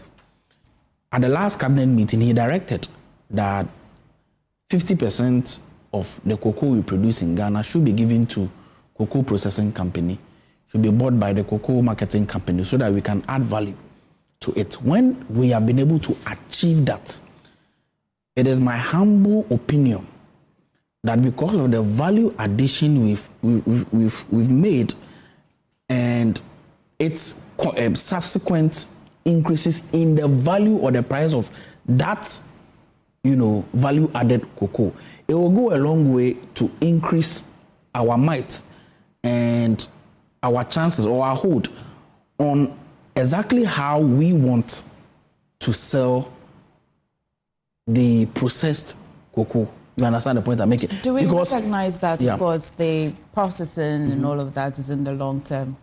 We agree that is in the long term. When you say it's in the long term, what do you mean? I mean, do you have factories yet? The value addition. Yes. Is it something, even the amendment to the act, it hasn't happened yet. Yes, but the point is that over the years, you and I agree that the cocoa processing company, cocoa marketing company, they have been doing their best. But the point is that we have not been able to, as a country, invest so much. And this is a president. Yes. So the point I'm making is that this is a president that has made a firm commitment that from the time that cabinet meeting was held, we saw produce buying company opening their sheds, calling for cocoa beans to be bought to their domains. It will be passed off to cocoa processing company.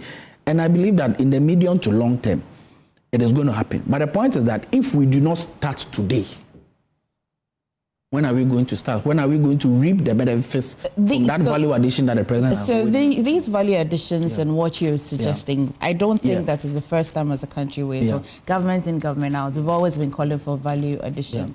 One of the core mandates of Cocoa Board, which I like to think, is to cushion the Ghanaian farmer, really, the cocoa farmer. Yes. And so between now until the medium to short term, maybe my question to government is, would Cocoa Board be able, would they have the muscle to cushion the Ghanaian farmer? I heard you say that these are projections. It can go high, it can go low, but it's really not rocket science. You can look at the data and know that. Indeed, one of the difficulties we had was that the Cocoa Board itself did not have the necessary financial muscles when this, international market price, the way it slammed, they did not have the necessary muscle. But now the president has directed that the debts that were hanging over the neck of Cocoa Board is relieved to Finance Ministry. They were owing Roads Ministry. That debt has been taken away from them. The president has also indicated that now we are going to raise local cocoa bonds. You understand the point? So that we can strengthen Cocoa Board, so that they become a strategic bulwark behind the cocoa farmers, so that when difficulties of this nature arise, Cocoa Board itself will be able to hold these farmers. The point I'm making is that whilst we take steps to strengthen Cocoa Board in order for them to hold cocoa farmers when difficulties come, we must also put in place measures to increase our value, increase our hold on decision making as far as the price of cocoa is concerned. And one of the ways we can do that is the value addition that the president had directed. I have the clearest indication that not too long from now, we will see significant inroads from the directive of the president. Okay, Doc. Lawyer, before I go to Prof, I'm going to come to you. What's the worst that can happen if you project?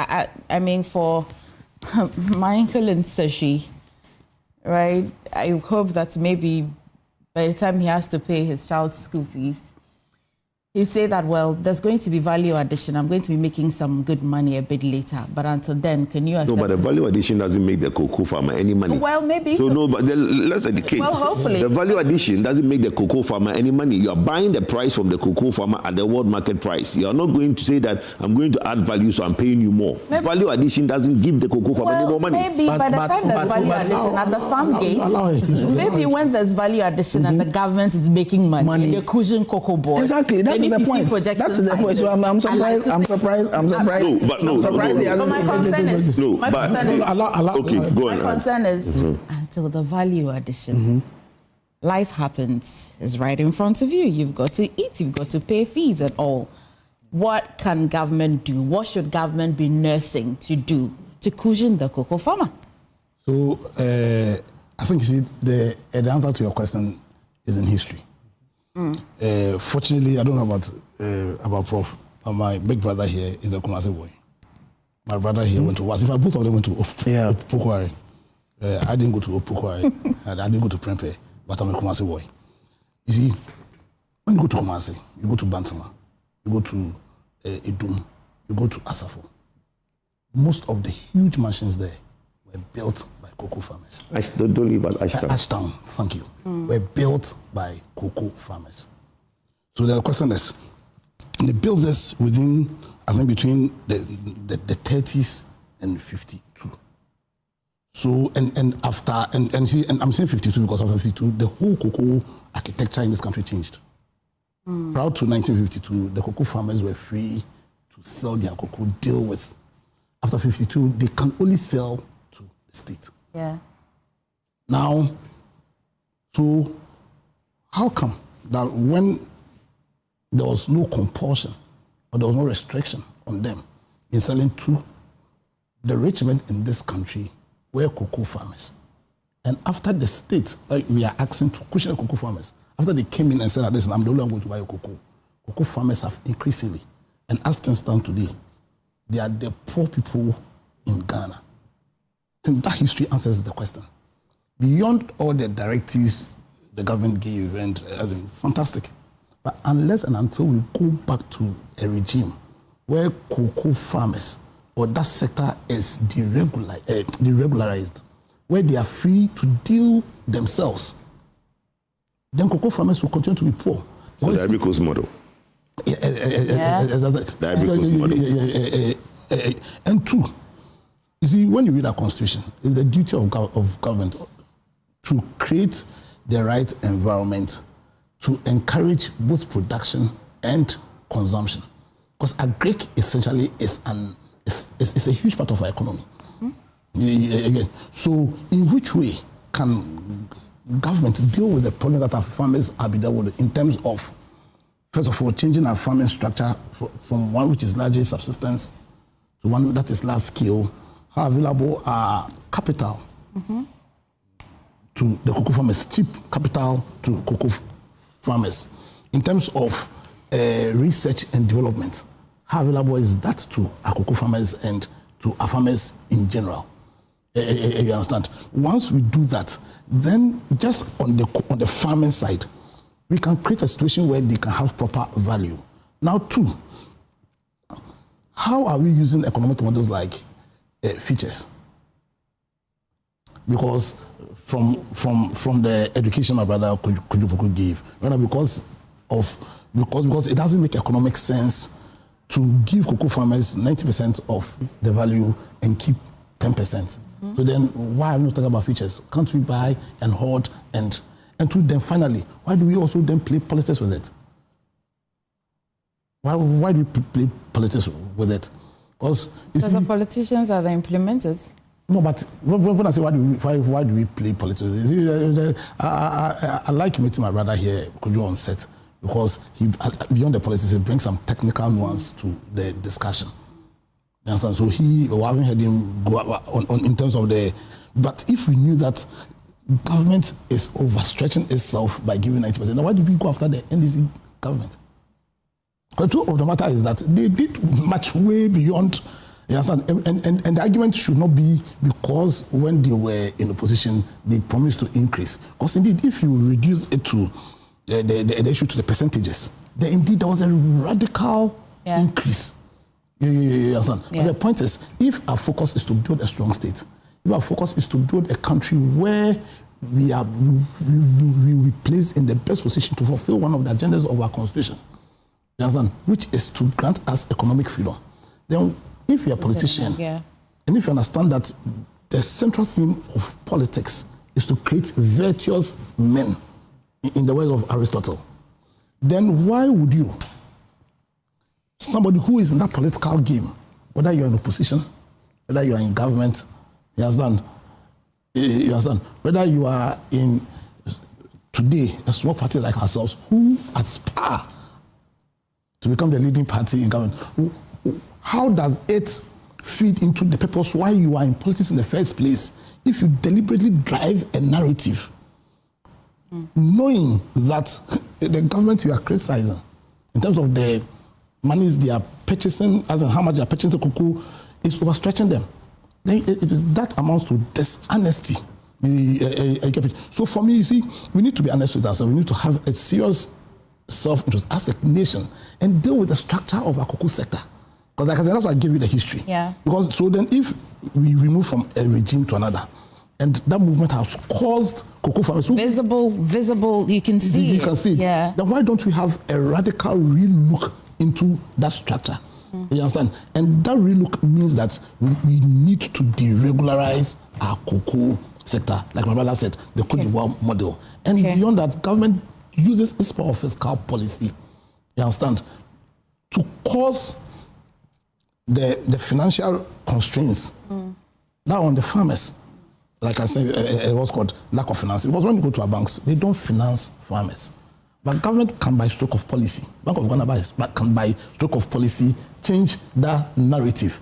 In terms of research and development, when you go to CSIR, a lot of research on farming. How have we made those research findings available to our cocoa farmers? In terms of what's called mechanization, in which way can government incentivize private sector or the system to make mechanized implements available to these farmers. So for me, I think, we talk too much as a nation. What we need right now is commitment, real commitment. Because fortunately, we know the answers also. It's not like we don't know. Within the talk, we know the answers. We know the answers. Because I've heard some answers being proposed. We know the answers. What is lacking right now is commitment, and we must find a way of engendering that commitment. Otherwise, we'll just talk and waste our time and go. Prof, I saw that you made a few notes. So if you want to respond to a few things that the other panelists have said. I enjoy the contribution from colleagues on solutions and the way forward to the crisis we have if we even have crisis, but I'm sure we have an issue. Yesterday, we launched a program, 13 programs in my university. One of the programs that we launched was agribusiness and finance. Yeah. We invited the sector head, Dr. Peter Otokuno, and he made a profound statement, and I enjoyed that statement a lot, that all these years I've not had time to even consider that phrase, that the basic necessities of life, I think 3/4, food, coming from a Greek, shelter, coming from a Greek, clothing, coming from a Greek. Yeah. So we cannot discount the role of agric. And a portion of that is what we are discussing, the cocoa. You're asking us a very interesting question. If the projections hold, what would be the impact on a livelihood? I'm sure that's a basic discussion that we are having today. You are citing an authority, and that's what we believe in academia. We believe in authority. And World Bank is an authority. So when they put something out there, you need to interrogate further and understand what they want to say. We're trying to scratch the surface to understand projections. How do we even do projections? You can't get up and talk about projections if you don't have a baseline or something to consider before you can even do projections. They have projected that there will be a drop of 50%. Can we go back to history? Just last year, 2025, what was the price of a ton cocoa? January, I think it was 11,141 or so. When we're ending the year, cedis or dollar? I think it was in dollars or so. No, the dollar. The 11,000. They are talking about 2024. Yeah, I'm talking about not 2024. 2025. January had not had 11,000. It picked up to 11,000 in 2024, not in 2025. 2025 started at 7,800. Well, that's the figure I have here. Wow. So 11,000 plus. And it dropped to almost, in December, I think 2025 was 5,800 or so. So if you want to even consider this international market price, I'm only looking at the baseline. Yeah. You have a yield to date of that period, about 45%. I'm talking about maybe reasons why they're even talking about 50%. So let's look at January of this year, all the way to maybe March or so. The yield to date should be about around 45% or so. So if they tell you they are likely to have a figure of 50% drop, maybe. So my issue is just to give you an idea of a projection. That a baseline should be envisaged before you can do projections. So when you have a baseline and you can support that baseline, say that, well, on the basis of this, we think that the price would likely to drop by 50%. Now the discussion is, whether numbers or non-numbers, if it drops, what happened to the livelihood of individuals? And I'm sure that's the conversation. And how do you find solution to the problem? So you see that if you check the prices, cocoa board set prices on what? On international. So when we see a drop, obviously what the farm gets, income likely to drop. So that is the first impact when we see a drop in the price of cocoa. Ghana, we also have the fiscal space that will also be squeezed. Because when you have a drop of revenue, obviously, we have a primary balance of, I think, 1.9 or so. So whatever we generate, if it's even 1, we are likely to get about 0.9% or so. 0.9. So if we have a drop in revenue, as a country, what happens? We also will struggle in ability to meet even a primary balance. What it means is that all the revenue we generate, if you want to take care of expenditure, less of your interest, you will struggle. So when we have a drop in international market, obviously these are the things that a country we are likely to go through. how much do we generate in terms of our reserves? Therefore, when there's a drop, our international reserves also likely to be impacted. In fact, if we check the total imports, export that we receive as a country, for the last economic and financial data, it was about 31.9 billion or so. What is a fraction of cocoa out of the total export from cocoa, from all the other exports? So when we have a drop, cocoa contributed about 3.1 billion or so out of that 31. So when there's 50% drop, then we are likely to have that figure about 1.9. So in total, we are looking at the loss of about 2 billion if you are to go by the same figures from the Bank of Ghana data. So it's a worrying situation. We hope it doesn't. But per the figures that we have chanced on, if we have a 50% drop, likely it's going to impact on, one, our physical space, two, on our farm gate income, and then we also have our export also be impacted. But what would be the best model to find a solution? I'm sure that's why we are having all this conversation. My good friend also cited the Cote d'Ivoire model, which has been used, confirmed by our colleagues. If you can have that model, it's not bad. For me, not bad. And what's the consequences of having that model, apart from cocoa farmers? Following the history that you guys have just been scrapping cocoa board and CMC. That's the consequences. Yes, they don't have that. Ivory Coast doesn't have cocoa board. Yeah. So you have to scrap it.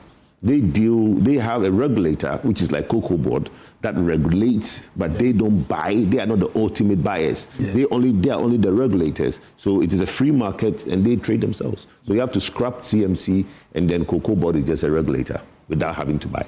That's the consequence. Interesting. Simple as that. Yeah. So I think we have people who, we know the solution. In fact, as a country, if you tell us as a country we don't know how to really solve this, because I think that if you're able to identify your problem, it's about 2/3 of your solution.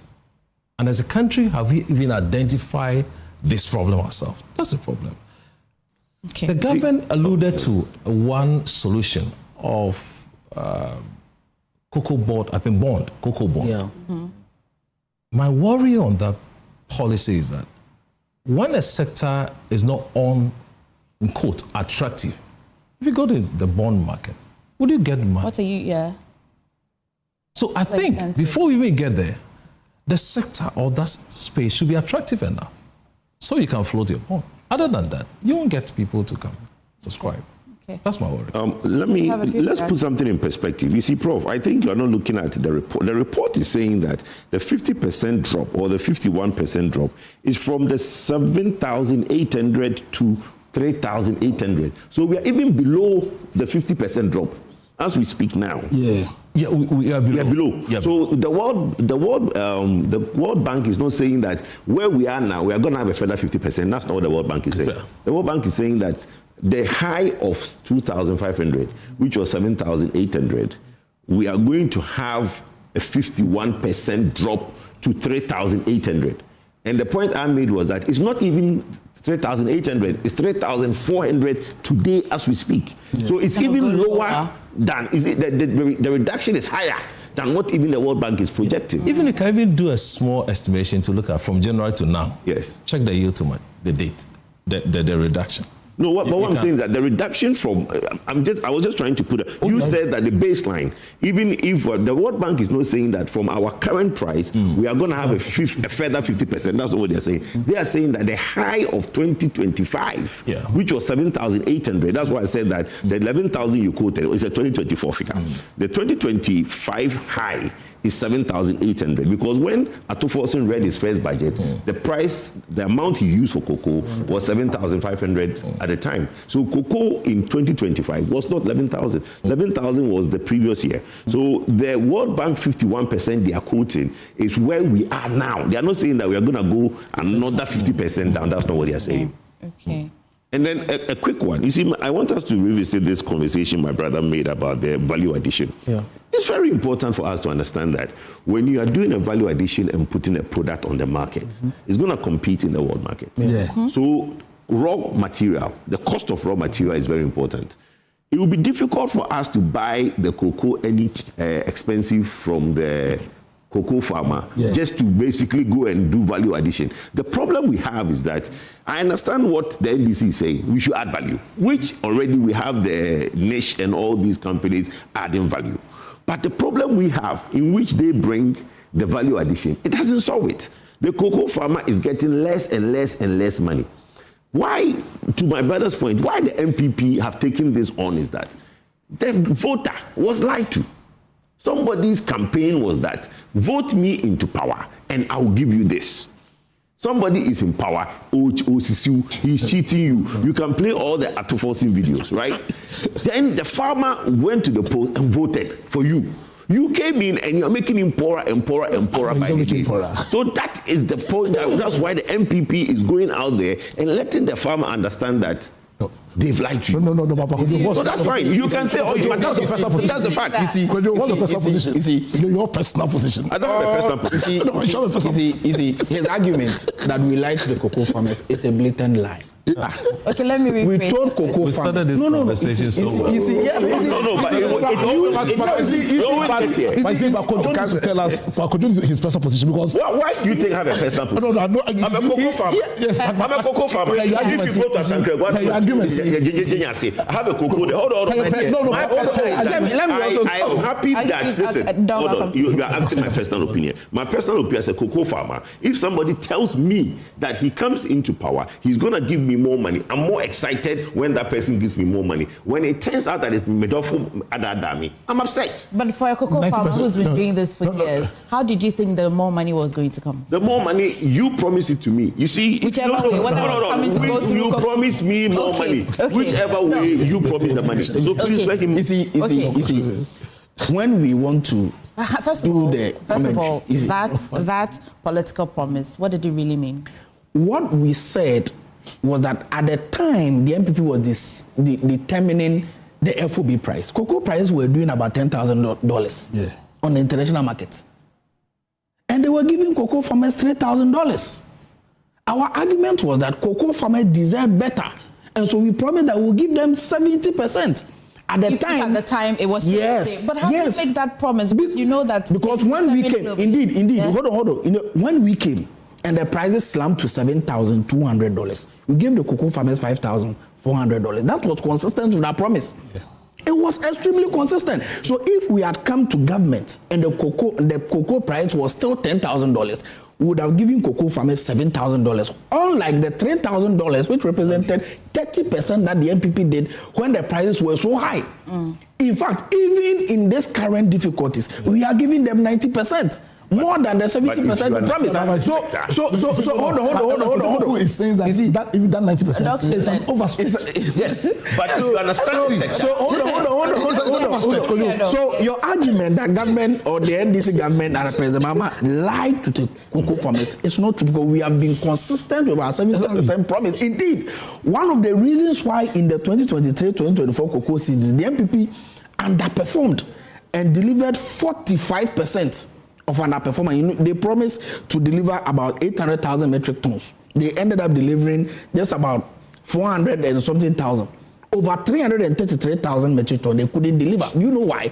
Because when they were doing the 2,600, Togo and Ivory Coast were doing extra higher.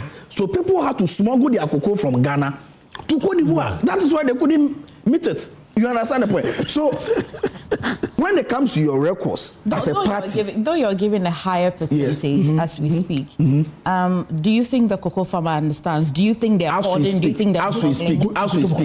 When you look at a cocoa farmer, he understands. Are you smuggling? I'm not smuggling.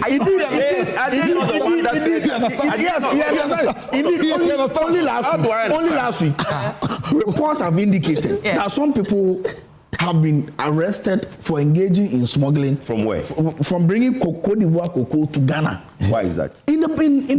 Why is that? One of in fact, what will be the cause? In fact, the regional minister says that one of them is an active member of the MPP. Oh, that's fine, but you understand the point? Is going to court for all the things he has said. Well, that's fine. The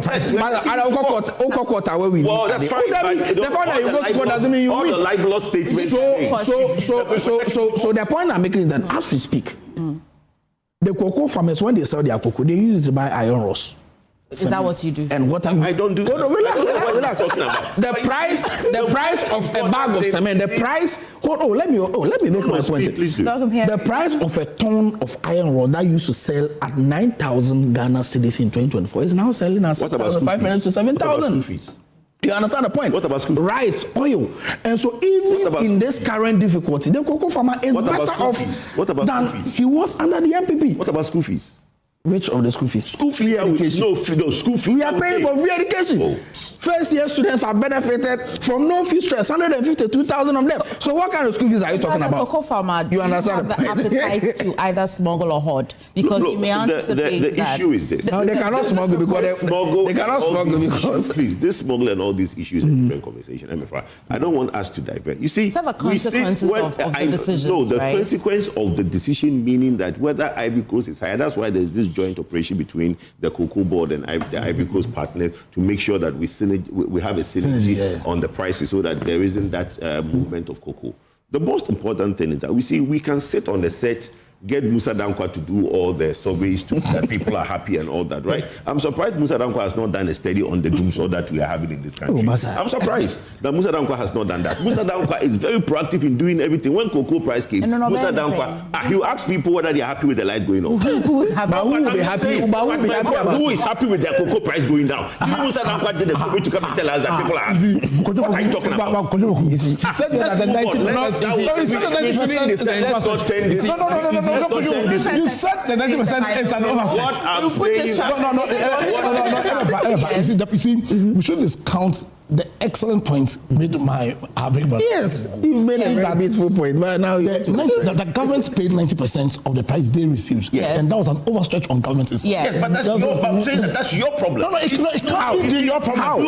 How is it a problem? How is it a problem? Let me tell you. No, it can't be. It can't be because Kojo understands. Understands what? That it is impossible. He does. He does. But he says he's a cocoa farmer. He says he's a cocoa farmer. He's a cocoa farmer. Prof, let me hear. We move to BOC. We started this conversation beautifully. Why is that? I also try to say, na question and baby say, Jabe Toma. And then I don't know. What's the answer? The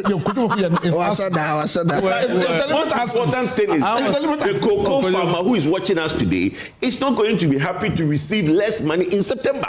He's not going to be happy. Who said they will be happy? But what if he doesn't? Were they happy when you were giving them 30%? Were they happy when you were giving them 30%? Is very happy that in spite of the drastic reduction in price at the international market, government still sacrificed and gave. Yes. You are very happy. Who should be happy? I think you rather brought the fire. Because we started. No, it was I've been calm. We started this holiday conversation nicely, looking at numbers. When we start looking at numbers and figures, we are happy because we talk about fact and we enjoy the conversation until we move. The moral lesson in all these discussions are that, one, anytime you want to play politics with a product you don't have control over in terms of prices, you have to be careful. Yeah. You have to be very careful. Yeah. Cocoa, you don't control prices. Even the quantity is you are the mercy of the weather. But when you don't control prices, if you stand on your campaign grounds and you are talking, promising people, you have to be very careful because you can get to this stage and you have to come and explain.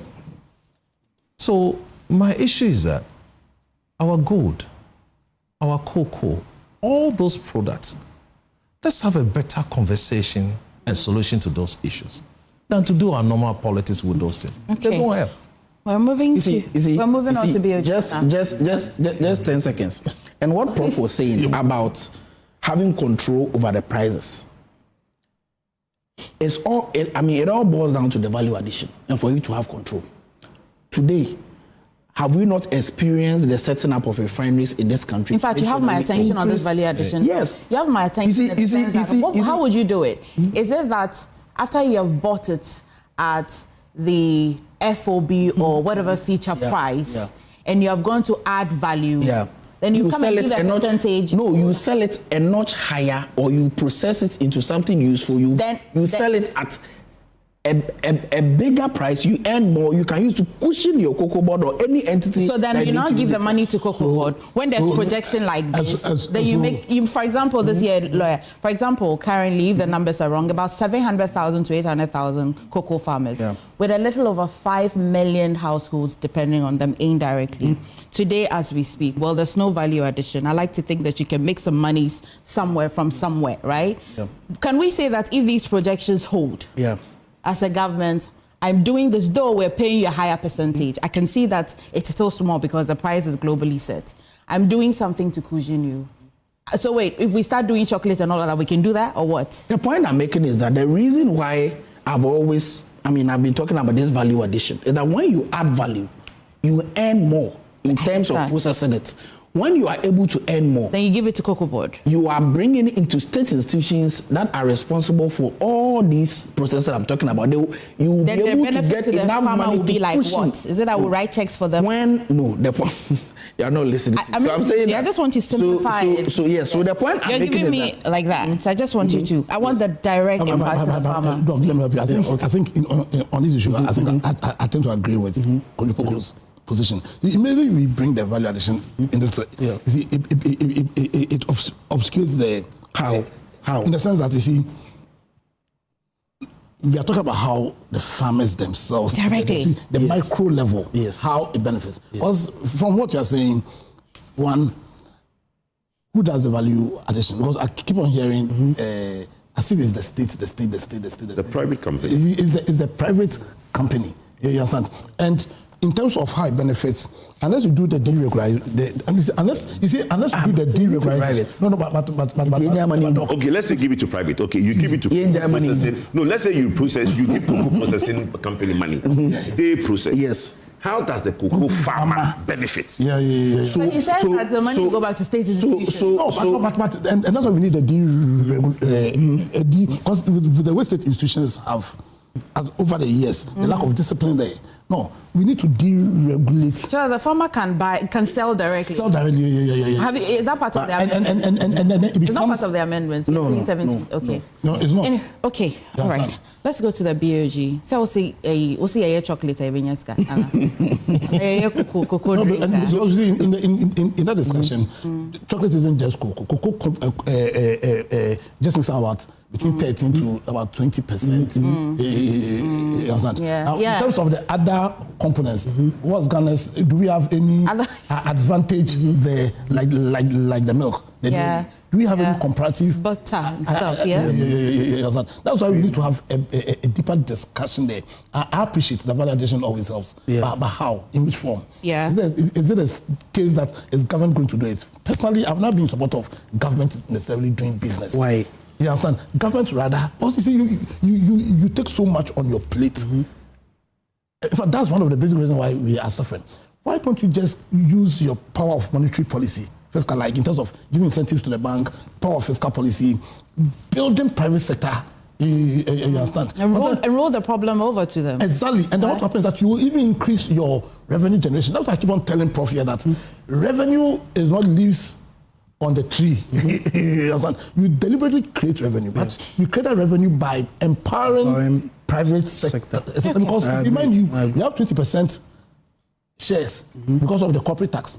Whenever private sector declares profit, you have 20% shares. When you declare loss, that one you know. So just empower private sector in this validation and use power of monetary policy, power of policy to create that right environment for private sector to grow, even in the cocoa sector. And you do that best when you deregularize. This morning, it is the past, it is history against today. Because when the price was globally like this was the percentage and all of that. But hopefully, cocoa farmers understand this.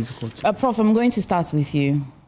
Okay. So the Bank of Ghana reports that 15.6 billion loss, 50.6 billion Ghana cedi loss and definitely up from 9.4 billion loss in 2024. They also report that their negative equity is nearly about 10 million. That's like 96.3 billion Ghana cedis, and that's quite cumulative. Should we be worried? Emefa, I have not received the entire report, the financial statement. I saw a friend who sent it to me at dawn. And I must be honest, diagnostics have not been done. I've not gone through the entire report because I saw on the other portal someone also quoting 19 billion or so. But if you are talking about a loss reported at BOG, then we can talk about. But we won't be able to have a detailed report because our institute will go through the report in the coming days and then we'll present our views on the financial statement of BOG. Okay. It's been on the radar for a very long time because all of us, we've been waiting to have that report, and finally it's been published. So I will scratch the surface for today. Okay. And then coming days, we'll come out with a very good analysis of the entire financial statement. But let me just add a few things to the numbers that we have seen. The question is central bank allowed to make losses? Is it okay when a central bank record a loss? The question is yes. Others will say no. You are not supposed to make losses. But in business wise, is that the first time we have recorded no? It's happened before. But the issue that we need to discuss, the cause of the losses, the causes, what triggered the loss. That should be the fundamental thing we have to consider. Unlike other commercial banks, the core mandate of BOG or central bank is to ensure micro stability, i.e., price stability, financial stability, and exchange rate management. These are, among other things, these are the core duties of central bank. And if you go through what I have seen, in terms of ordinary businesses that we have, the Bank of Ghana positions are entirely different. Because when they make a loss, they can print money. When they make a loan, they are backed by the states. And if you look at all this, you say that the importance of the bank is to create credibility, but sometimes not profitability. You can argue and say that some key parameters that could cause the central bank to make a loss. One would be when we have inflation crisis. It's a key thing that you can say, well, we have had inflation crisis, therefore it's allowed for central bank to make a loss. But I'll give you the figures and then you can judge whether we find ourselves in that situation. That's why we have declared a loss. So I give you two conditions. Inflation crisis we have. We can also talk about currency instability. Situation where we think if a bank record a loss, it shouldn't be a major problem. Then we have financial sector stress.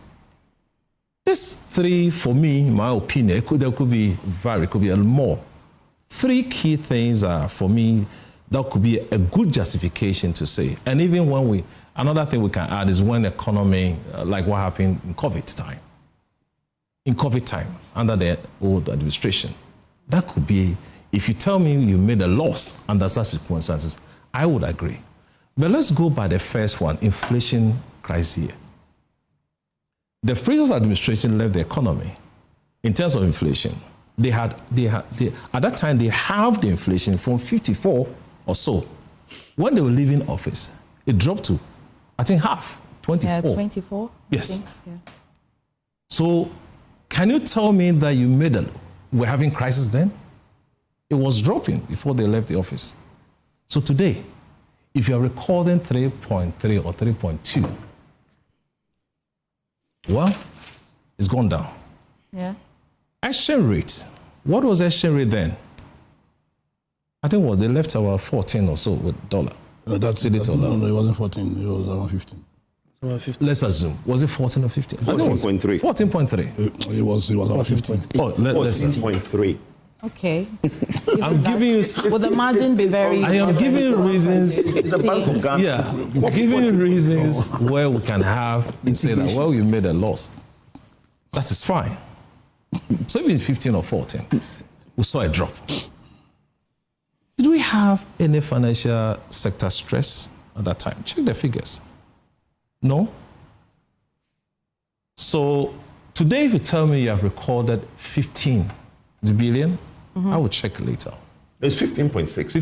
15.6. Yes, 15.63. Then I will question the rationale or the reasons for the loss. I've stated it's not bad for a central bank to declare, but I'm looking at the cause or the causes of that loss. Okay. Now, event before the release of this statement, did you check? We had the central bank governor meeting the cabinet to declare or to inform them that we are likely to have a problem. Just oppose that to 2015, when the same minister said, we're not going to have a loss, we're not going to record. And yesterday, I heard there was a press conference by the majority talking about, by that time, they had not released a financial statement. When was the last time you heard financial statement about to be released and we had people who had gone to hold press conference to talk about the reports? So I saw explanatory videos. For me, event before, were they preparing our minds? What was this? Is it strange for a government to want to own the narrative? Preparing your mind to a catastrophe. Were they preparing our mind? For a government to want to own the narrative? Would you rather they leave it in the hands of when you do that, when you have not, there's United Party, there's NPP. No, when you have not, you see, you check. Submission. Anytime you check, you want to do finance, you do half the year, and then you do the last half year. Okay. If you go to their website, you will check the half year report, the half year. You can check the second part. My worry is that, did they know anything before the release of the reports? Why were they going around telling us? Well, if I want to go, if the report release, don't preempt us. Don't tell us. Release your report. What is wrong with release your report and let it peruse. Okay. But those explanatory videos going around, meeting cabinet, telling them what was about to happen, what they saying in a sinking ship, what were they trying to tell us? When I go to the reports, I am going to figure out key things in there. I'm talking about inconsistencies. The contribution of Gold Board to the loss. Okay. 9 billion, I can tell you for a fact now. The contribution of the sterilization, the cost of what? The injections. So if we had, the central bank had not, at that time, sold half of our reserve, what would have been the real position of this? 25 billion. These are the estimates we have to go and do. I'm giving you the facts. Okay. Prof, I think you would get to come back again after you have gone into the report anyway. But, Doc, before I come to Kojo, you're the last to speak on this matter. Why? Because you spoke first, because today I want you to speak last. But I'm going to go to lawyer first. Doc, I'll come to you. No problem. So if per Prof's analogy, if I look at where the inflation stood at the time that the previous government was leaving, and now inflation at this point, my little math, is there a way we could have the inflation at where it is without any form of loss to the central government? I think Prof himself said that is a no, not so. Because how does central government deal with the issue of inflation? They mop up excess liquidity in the system, in which way does this mopping up take? They sell BOG bonds, and then the cost of those bonds is the what's called interest they pay. So this report is telling us that the cost, which is the interest, amounted to I think my big brother here has facts. I think 16 billion. You want the actual? 50%. Yeah, the actual. Yeah. 16. No, you go on. I'll get you the number. 16 billion. 16.7. You see, we need to make an honest interrogation on this report or on the press, which gave us some facts. And I think they gave the underlining or the principle that underpins this. That's a double of what was sold at in 2024. 2024, the cost was 8.6 billion, and in 2025, it's 16.7 billion. Okay, so they are telling us that cumulatively, Bank of Ghana has incurred a loss of 96 billion. Well, that's a net, negative net equity, loss of 96 billion. Then the next point is, what constitutes that 96 billion? Because we need to make this clear that the role every government plays in any economy is one in terms of the fiscal policy and monetary policy. Yeah. The fiscal policy is handled by the politicians. Yes. The monetary policy is handled by Bank of Ghana. Bank of Ghana has a mandate granted it by our constitution. The core mandate is what? To stabilize inflation, that's in pricing, deal with forex issues. You understand? Yeah. And then the basis is to create that stable economic environment for the fiscal policy then to engender growth. Now, 48 billion of the 96 billion were costs that government or fiscal policy passed on to Bank of Ghana. The DDEP. 48 billion. Now, how did the DEP arise? The DDEP was a fundamental evidence of a radical failure of the previous government in handling our economy. We reached a state where the government of Ghana was just not able to meet its financial liabilities. We couldn't pay for our debt. We were bankrupt. The DDEP. So when Prof is making his report, he should deal with the DDEP. Should enter between 2022 through 2020. 48 billion times 2 is what? It's 96. So 50% of the loss was as a result of, so it's like, and forgive me, a child poo-poo, and you come and clean the poo. That's the first point. Now let's take inflation. Inflation, we had an inflation problem. We should not be clapping 23% inflation. We went all the way to 55. Yes, right? 54%. As a result of, that was also an example of bad governance. Extremely bad management of the economy. Went to 54. Came down to 23. But the point is, even though it came to 23, it was only fair 23. The credibility my brother here was talking about, you understand, credibility, confidence. If you have an economy whose inflation is 23%, nobody will have confidence in the economy. Nobody will have, and so I said on this your platform before, that one of the greatest issues His Excellency John Mahama was going to deal with was, how do I restore the credibility of this economy, not just the economy, the credibility, the confidence people have in the economy. So there was a need for a reduction of the inflation, not in that slow manner, but in a radical manner. Maybe let's simplify it a bit. At the time that inflation was 23%, do we know the percentage of loss by the central government? So I rather call it cost. The cost of it. Yeah. Okay. How much did it cost to keep it at 23? But the point is, we had a situation where a government inherited an economy that had an inflation at 23%. And then when you place the proper context, inflation had dropped from 54. So that was an economy that people didn't have confidence in. We have been classified as junk. You understand? And if you're going to have a reset like they promised, you understand? Then there was a need to radically deal with the inflation situation. It comes at a cost. That cost is what? The 16 point something billion. So, and now who caused that inflation?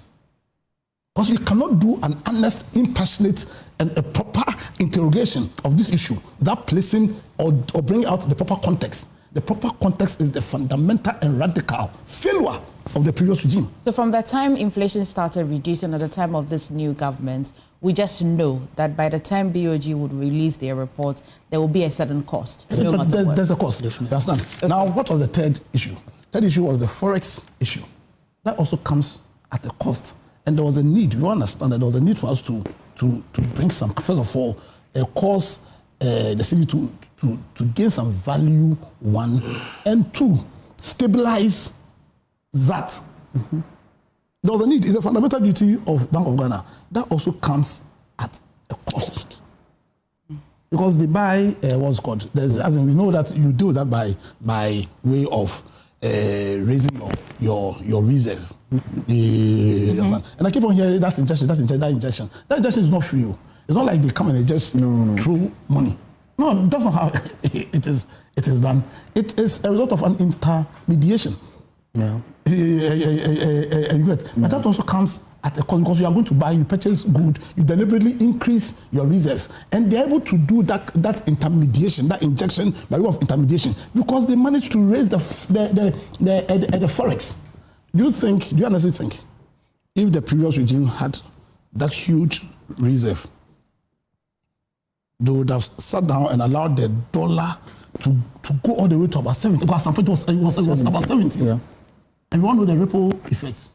Okay. And they must also explain to us, the experts must let us understand that a bit of the cost too is not like real cost. Because see, when your exchange rate improves, there's an accounting cost that comes to it. Okay. In terms of your reserve. So it's not like you've parted, there's been a pattern of money. But merely because see, in city terms, when the exchange was high, in city terms, our reserve was higher. Mm-hmm. When the dollar reduces, there is a certain loss there, but that loss is not as a consequence of pattern of money. It's essentially an accounting loss. Okay. Let me let me just learn on this. So, for me, I think the bigger question is one of accountability. When the government was passing on its fiscal losses on Central Bank, was the right procedure followed? Was Parliament made aware? Is it the case that government can just pass its fiscal losses onto the monetary policy manager? Yeah. And if that was not done, then why is it that one of the fundamental principles also that underpins our constitution? Because you see, when they all take power, they all swear to have fidelity to our constitution. You understand?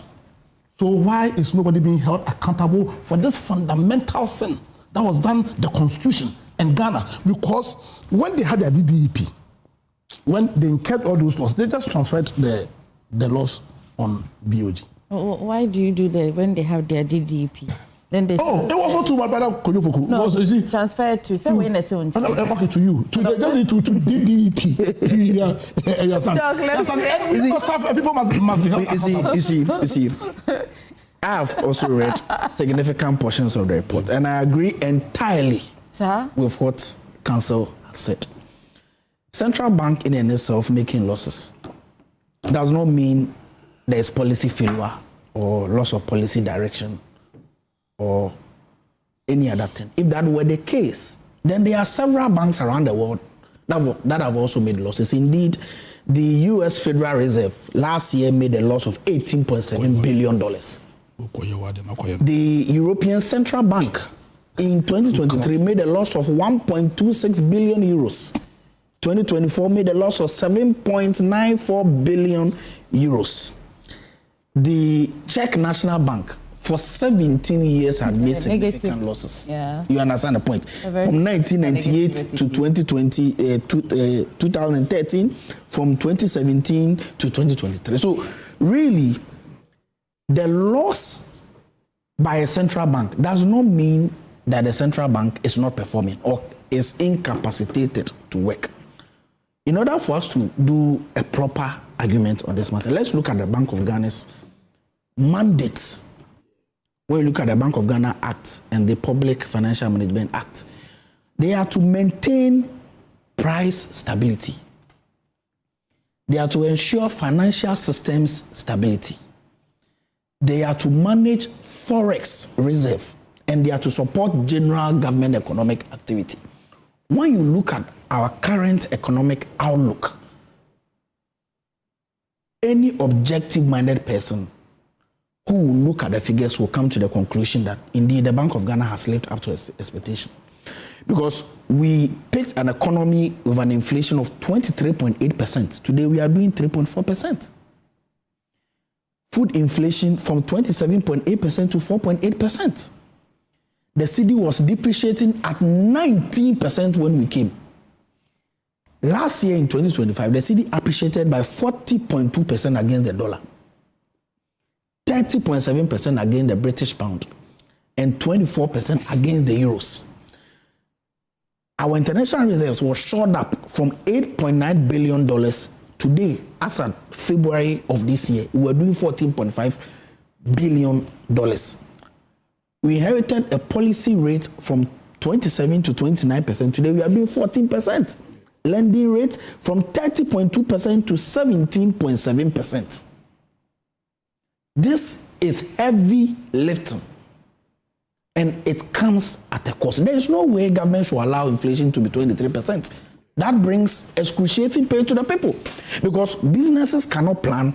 You know that at the end of the day, you plan that you are going to buy an item at $10,000, but the next time you go, it is hovering around $15,000 or $20,000. It brings pain and suffering to the people. So government has to intervene. And it comes at a cost, like I rightfully said. And council listed the costs. Look at DDEP. They printed 48 billion Ghana cedis for government. 48 billion. Government was supposed to rake in 13 billion annually. Because of that domestic exchange, that money did not come. It is a loss to Bank of Ghana. And so the whole idea of this loss is to clear the mess that the MPP left. Because without DDEP, this debt would not be accrued. Look at our OP market operations. Inflation 23.8%. There is no way we leave this to happen. Government has to intervene. Government has to issue short-term instruments in order to mop up the excess money at a cost of 16.7 billion. Today, we made a loss of 9 billion due to the gold purchase program. In fact, I've heard senior Katachi, my senior Katachi, making the point that because of gold board. Meanwhile, before the NDC government came, gold board, the PMMC at the time, they just bought about 54 tons and incurred a loss of 5.7 billion. We did 110. And double and incurred a loss of 9 billion. So if we were using the rate at which you guys were accumulating them due to the gold purchase program, you would have done more than what we did. Now, because of our new policy, the Ghana Accelerated National Reserve Accumulation Program, Bank of Ghana now will not be the ones to issue monies to gold board to buy, so that we will not suffer from that exchange rate differential loss. Yeah. Now, because of this policy, the off-takers of our gold are now the ones going to pre-finance it. So from this year going, that 9 billion loss will not happen. And it will not be on the books of BOG? No, that loss will not happen because the money is coming from those who are buying the gold from us. So Bank of Ghana. But the losses are at BOG. The losses are at gold board. Let me. What you say? Relax. You're doing so. I know, but the ship is really docking. Relax. But the point is that you made a statement that the loss will not happen. The money is coming. That's how we are Katachi. No. I just want us to get where the money comes from determine how the loss is made. I'm saying that's a bit I want. Bank of Ghana issues money to gold board. Yes. Gold board gives the money to its aggregators to buy gold at market rates, about 12 or 11 Ghana cedis to $1. When they buy it and they bring the gold to Bank of Ghana to sell, Bank of Ghana sells it at the bank rate. So there is an exchange rate differential loss. That is what has caused this difficulty. Now we are saying that because of the Ghana Accelerated National Reserve Accumulation Program, the off-takers of our good, they are now the ones going to pre-finance it. Okay, but when they and so Bank of Ghana, hold on. Let me get clarification. When they pre-finance it, when they pre-finance it, you are saying that the rate they will use is not a bank rate. In terms of, you are saying that if Bank of Ghana finances, the losses is because Bank of Ghana uses the bank rate. Yes. When the buyer pre-finances it, what rate would he use? It's a relevant question. Yeah, so very relevant. But the point is that because of the arrangement that the Bank of Ghana has done with regards to this program, that exchange rate differential losses will not happen. It will not happen. You understand the point? And that is a very important policy that government has done. So really, if you want to do a proper analysis of that 15.3 billion operational loss, you have to subject it to the benefit that the people of Ghana have accrued. The reason why we criticized the MPP for that loss that they made was that it was not commensurate with the benefit that the people of Ghana would have accrued or supposed to accrue. We even suffered at the end of that program.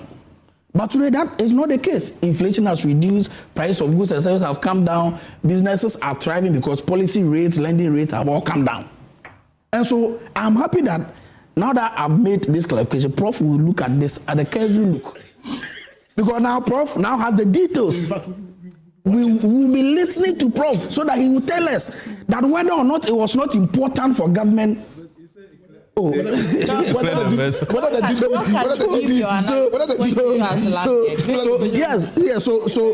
really, and Prof made a point that the sale of good, if we had not sold the good, or that. Meanwhile, it is the Bank of Ghana's reserve diversification program and policy. Indeed, when they did that diversification of that portfolio, a week after that, the price of gold slumped. If they had not done that program, Bank of Ghana will have lost about $1.2 billion in their reserves. And so it is a very important program. Now, because of the gun wrap, government will continue to increase our reserves to a point where by 2028, they are looking at getting an import cover of about 15 months. And so really, yes, so really the Bank of Ghana has done extremely well. Okay. We acknowledge their efforts. We are happy about it. And I believe that on the basis of inflation, cedi depreciation, and other indicators alone, the Bank of Ghana has done extremely well, and they need commendation for this. Okay, I mean, just a casual look at the reports and hearing from Prof and all of it, it looks to me as though the Bank of Ghana is inviting me to look at the economy, but not the numbers or the losses. That, well, this is the cost of having what we have as the economy, and this is why people will argue, what kind of economy do we have? Is it the true reflection of what they're saying? But let me hear Kojo. Okay. Yeah. You see, it's sad. It's very sad, you know, when we have two governments and the NDC keep using government for BOG. Bank of Ghana is not part of government. You see, in America today, when the Siama governor, Siama was citing his examples of losses, he cited the Federal Bank of the Federal Reserve of America. The president of the United States of America is having a fight with the Reserve Federal because he wanted him to reduce interest rates, and the Federal said no. The Federal chair said no.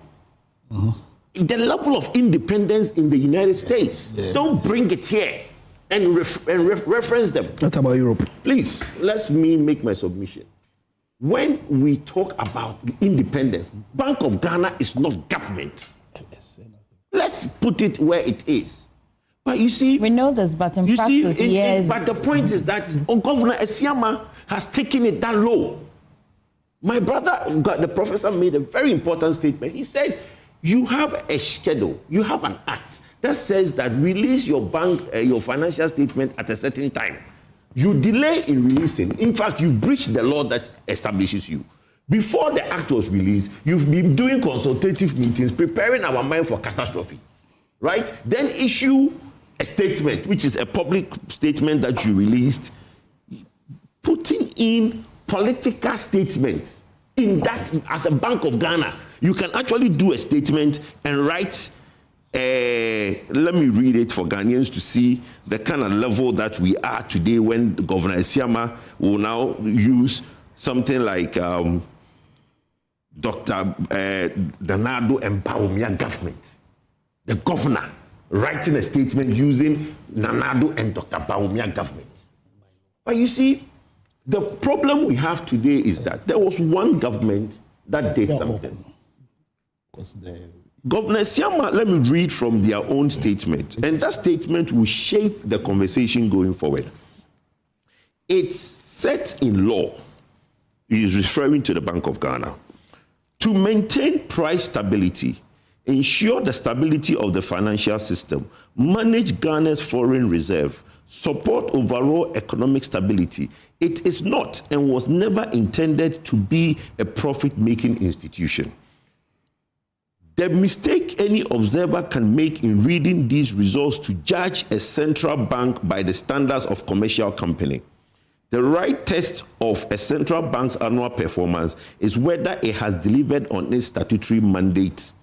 That is the central bank governor putting it in his statement. But we were all in this country when Honorable Atoforsin, when he was minority leader, said that the governor and his deputies should resign in 21 days because of the laws that were made in 2024. Felix Prosukwache made similar utterances. In fact, a lot of policymakers in NDC made similar utterances. So when did the NDC understand that Bank of Ghana is not a profit-making institution? So under the MPP, if Bank of Ghana make losses, it's a taboo, it's haram, as they like to say. But under NDC, you want, like you, my sister, you said, you want us to look at the economy, but not your numbers. Why the double standard? It's unfortunate. You see, the problem the NDC has is not what they are doing, it's their words.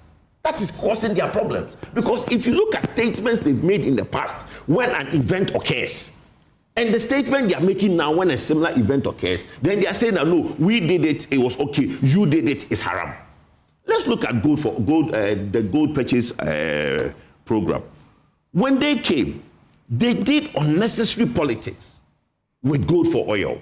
And all the gold, the domestic gold program that Dr. Bawumia, and good morning, sir. Happy Workers' Day. You are the hardest worker in this town. I'm greeting you. But you see, when Dr. Bawumia, we had a challenge. Listen, we had, as a government, we were on the seat. MPP was on the seat. We realized that we had a challenge. Dr. Bawumia came with a brilliant idea that at the time solved a problem at that time. You can have all the explanations, your doubt, and everything you want to say. But as far as MPP is concerned, gold for oil, gold for reserve solved a problem at that time. When you came, the loss to that program for the problem is solved was 3 billion. You are saying 5.7 billion. Let's even grant that. Today, you have made 9.6 billion on that same gold for reserve program. The 5 billion is unheard of. But the 9.6 billion is okay. Ghanaians will be the judge. Today, you are making 25 billion. You see, the reason they quickly went to sell the reserves, because the net gain, if you look at the report, the net gain that they made, and it's in their own report, it says that the net gain from, let me now pull it up and then let me read it. The net gain, the net gain from sale of refined gold is 9.5 billion, which is the net gain. So they sold that. If they haven't sold that, the loss will be 25 billion. When somebody makes a loss, okay, of a certain amount, it's unheard of. You came, you have doubled the loss. We have negative equity of about 93 billion, almost $10 billion. We should clap for you because of what? You've brought inflation to 3.2. You see, I sat on TV3 and made a statement to Suhini. And if he's watching, he should go and read the Bank of Ghana report and understand what I educated him. I don't know if you were on the show that day. No, I wasn't. I told him that having an artificial CD to the dollar rate at that 10 point something also affects the other side of your accounting. Today, the Bank of Ghana is saying that most of the losses in their books is because their foreign reserves, if you bring it to CDs, because of the lower CD rate that we have in the country, it's affected the position. You know, Emefa, you know in school, the most beautiful and I'm happy that Prof is here, he did accounts. Trial balance. When you're doing exams and you're giving a trial balance, it's the only question you know you've gotten wrong without the teacher having to mark it. Right there in the exam room, you know you've gotten the trial balance wrong because balance it. The trial balance has to balance. Yeah. It's the only thing that in that exam room, you know you've gotten it wrong. Because that side, the left side, have to balance the right side. And that is why we keep saying that stop this thing that you are doing. From the same report that we have seen, do you know the average exchange rate for last year, for 2025? 12 point something. It's never 10. When they were telling the public that dollar was 10.5, Ministry of Finance was trading at 12.9, 12.8. It is in the Bank of Ghana report. Why are you doing this to the public? You tell Ghanaians that dollar is low. Then when they now go to the port to reduce something, to import and clear their goods, something they pay 100,000, they are now paying 400,000. What the NDC doesn't seem to understand is that what Ghanaians want is that they want lower standard of living. Have this laws, which Bank of Ghana said that we should clap for them, has that reduced standard of living in Ghana? That is the measure. It's the question that we ask Ghanaians. And in asking Ghanaians, you start with what? Inflation. Mm-hmm. Inflation is not a measure of standard of living. You see, people get it twisted. Inflation is a rate at which prices increase. It doesn't mean prices not increasing. Mm-hmm. It means prices are not increasing at the faster rate, which is fine. But doesn't mean that. And even that, I've always sat here and said I have a problem with the things that Professor Alassane puts in that basket. Because if you look at the real inflation on the market, it's much higher than what he's reporting. School fees and all these things are gone higher. Standard of living is what you measure, not inflation. People make it look like inflation at 3.7% means that everybody is okay. It's not. Does it not contribute in any way? Now, let me conclude on this. The Bank of Ghana did an exercise, which is mopping up liquidity, right? Open market operations, which my brother explained. They now issue bonds to mop up liquidity from the banks so that there wouldn't be too much money in the system. And there's a cost to that. All that now, Central Bank has a negative equity of 93 billion. It means the bank doesn't really have a lot of money. So from next year, if the bank wants to do anything, they have to print money. That my professor said that one of the things the bank do, because bank is not like every other company. When they need money, Central Bank has the luxury of printing money. Now, when you now have spent money to mop up liquidity, your negative equity is 93 billion. When you now need to do anything henceforth, you need to print money. When you print money, what are you doing? You are now putting more money in circulation. The opposite of the open market operations that you did. Me, I did not do economics in school, but these are simple common sense. You are doing negative 93 billion. What have you achieved? And you want us to clap for you. The reason they delayed in presenting this thing, we have looked at the gold for reserve policy. My brother talked about the gun wrap. And please, Governor Esiama, the gun wrap policy was not passed by Parliament. And I don't know why the government is making that mistake. It was never passed by Parliament. It was laid in Parliament and Parliament was informed. Parliament don't pass policies. Parliament only pass acts into law. So I don't know why in this statement they put that gun wrap was passed by Parliament. The government should correct that statement, because I asked Afenyo, and Afenyo said, Kojo, we don't pass policies in Parliament. So when you come up with gun wrap, when Bank of Ghana was giving the money, Bank of Ghana made a loss of 9 billion. You think that the private sector who is going to pre-finance the gold is not going to make that loss. The problem is the inefficiency of gold board, and nobody wants to look at it. If I'm the central bank, all I did was that I gave money to gold board. Gold board is to give me gold dollars, right? They give me Dory gold, and when I sell that gold, I make a loss. Where is the problem coming from? It's coming from the guy who's giving me the gold. You understand? Okay. So, look, anyway, let's move on. Okay. So we want to simplify it. people watching us today, this report, I mean, my auntie will not read it and understand. For her, when she goes to the market to want to buy her tilapia, she just wants to know that it is at an affordable price.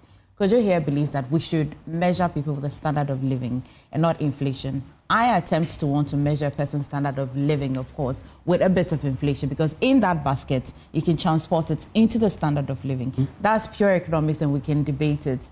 But it would then invite me to want to ask, this 15.6 billion, as a consumer and as a Ghanaian, maintias, but what does it mean to my day-to-day living? I just revisited the mandate of BOG.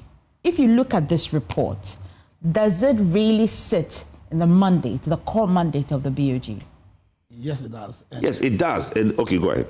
And I must say, but for the fact that my brother Kojo is an MPP, and let me explain that because I think the MPP has lost credibility. But personally, this would have been a fantastic submission. It is a fantastic submission, except that because the 96 billion and because half of it was caused by the previous regime, the DDP. Well, that's fine. Causing it is not the problem. But you see, we all agree that if Bank of Ghana can make a loss and it's not the mandate. Kojo, please let me land. And that's why I'm saying that. And that's why I deliberately said that. But for that would be a great submission. Okay. Because when you do the comparative analysis, then people will suffer. But personally, to hold this view, excellent. Because you see, there's a fundamental problem here. And I agree once again with the standard of living argument. Because we do, you see, most of the time in Ghana, and I take 2017, now, what's it called, 2009, we managed to get the macro figures indicators right. But what is lacking is how do we manage then to translate this into improving the living standard? That's what the economics will call development economics. But if we do all these things, and inflation is 2%, 3%, and yet it does not impact the standard of living, then we are not doing anything. Okay. You understand? Yeah. So, you see, and that's why some of us keep on saying the structure of our economy, the structure of it. Well, see, when there's an economy and there's economics will tell you that the end of economics should lead to the people being happy. No, so. Economics as a science. So if you have an economy where you have a country or a region where the state of the production, the state of consumption, and the supply of money does not lead to an improvement in the standard of living. Because you rightly said, our mothers at the market, the Ghanaian walking the streets of Nampala, really does not care about these indicators unless it translates into an improvement in their standard. And I think that's where our politics is not getting right. You understand? And I'm saying that they do. So the economics will call it developmental economy. We need to find a way in all these figures, translating into one a better standard of living. Other than that, then it's just jargons. But if we want to do that comparative analysis, and really that's what we are doing. Yeah. Because we are saying that the 96 billion, half of it was caused by DDP. Yeah. The DDP now who caused it? Inflation. We are saying that inflation went to 23. The inflation, now who caused it? Okay. What's it called? I'll give you 30 seconds on this one. The exchange rate going, whether it is 14.5, whether it is 15. Now who caused it? So that's the bottom line. So that please, I beg you, so let me land on this, and that's why I took pains, even though we are in different parties, to agree largely with what my brother Kojo is saying. But then you see, let us whittle down the partisan considerations and get to the real ourselves as Ghanaians. These numbers we are putting across. How does it translate into proper improvement in the standard of living of Ghanaians? And when we do that, we realize that we are playing games. Auntie Mary Otondo Kuno there 15.6 billion there. Okay, Prof. Finally. I was very initially truthful to say I have not perused the entire document to assign portions and blame. But I was wondering when Sami said the laws also clean the mess of PNP. I mean, when you make such a general statement like that, you see, when you have now, I don't know whether it was stated somewhere in the document. Which one? the statement from my good friend. Which one of them? We all can blame the laws was to clean the mess of GDP calls GDP. No, you have not perused the entire document to know and attribute blames at this stage. So when we mix those utterances, sometimes it's difficult to take because I think the reports. Yeah, but what mess is it clean? It's not clean anything. He's saying that he's surprised that he's made a statement. I'm surprised. They describe GDP as a mess. No, everybody. Is that it? So I'm surprised. Such wild allegations. Sometimes we have to be careful because sometimes we are trapped by some of our words. And for me, when I'm not chanced on a document I've gone through, it's difficult to make such statements. Okay. But let me define that. Then the other thing is that the net law, the equity, how much was it? 93. 93. It was 96. We should find a way. 96 billion. 96. Yeah. We should find a explain this in a simple language to the one on the streets. The BOG's liabilities. What that means, what you own, what you own. But your assets are less than what you own. There's a word own and owe. What you own more than what you owe. That's what in simple terms. So when you have an issue like that, your financial structure is now turned outside. And you need to increase your asset base, growth of your assets, debt management, recapitalization. So for me, it's a serious issue. Okay. If you need to go and look at the numbers again, 90-something billion in terms of net equity, negative. What do we have? Okay, Doc, we're wrapping the conversation, but of course, let's do Daman, okay? Let me also respond to it. What are you responding? Plenty things. What? In one breath. In a minute. Oh, no, like 3 minutes. In one breath, Prof says that he hasn't read the report. In another breath, he's actually making an analysis on the 96 billion. I asked. 96 billion. Hold on. You know, Professor. No, I also make my point. Hold on. No, there's a negative. And he's explaining what No problem. You don't need to read the front. No, to know, my dear, the standard of living of the people of Ghana. Definitely on the basis of our exchange rate alone. Council. The standard of living of the Ghanaian people on the basis of our exchange rate alone tell you that a driver that used to buy a gallon of petrol at 72 Ghana cedis now has to buy it at about 60 Ghana cedis. That standard of living is better. A young man who wants to build, who used to buy a ton of iron was at 9,000. Now has to buy it at 6,500. Okay. The price of rice, the price of oil, the price of chicken, or what have you. We are not allowed to exaggerate outcomes of government policy. But when there are tangible improvement, we must be willing to acknowledge it. And my brother senior Poku made mention of the fact that Dr. Bawumia brought gold for oil and what have you. Masa, they implemented gold for oil in January 20. No, very important. Why? In January 2023. In January 20. No. He cannot decide what statement I have to make. In January 2023, when they were implementing that policy, dollar was at 8.57 pesos. When they finished, it was at 16. When they were implementing gold for oil, hold on, no, that's wrong. A liter of fuel was 12 Ghana cedis, 30. That's wrong. By the end of 2024, it was about 16 Ghana cedis. So what was the relevance from gold for oil? There's no relevance. And he said that we are implementing an artificial economy because we have engaged in sterilization. In 2024, they sterilized to a tune of 8.6 billion. By the Bank of Ghana, were they engaging in artificial economy? No. You see, but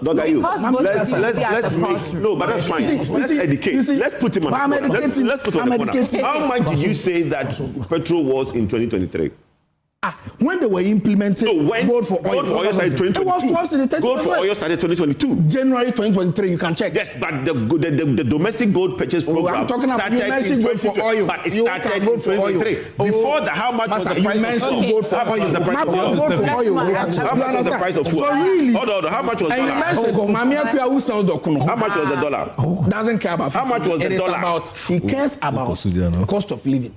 And you rightfully mentioned that you cannot extricate inflation from the cost of living. Out there, government has how done much was the extremely dollar well. in 2023? The people of Ghana continuously repose confidence in the government, and they know clearly that the heavy lifting that needed to be done, 4 items out of the courses, 2 as because of the MPP's mismanagement. Okay, you know what? Let's all of it. The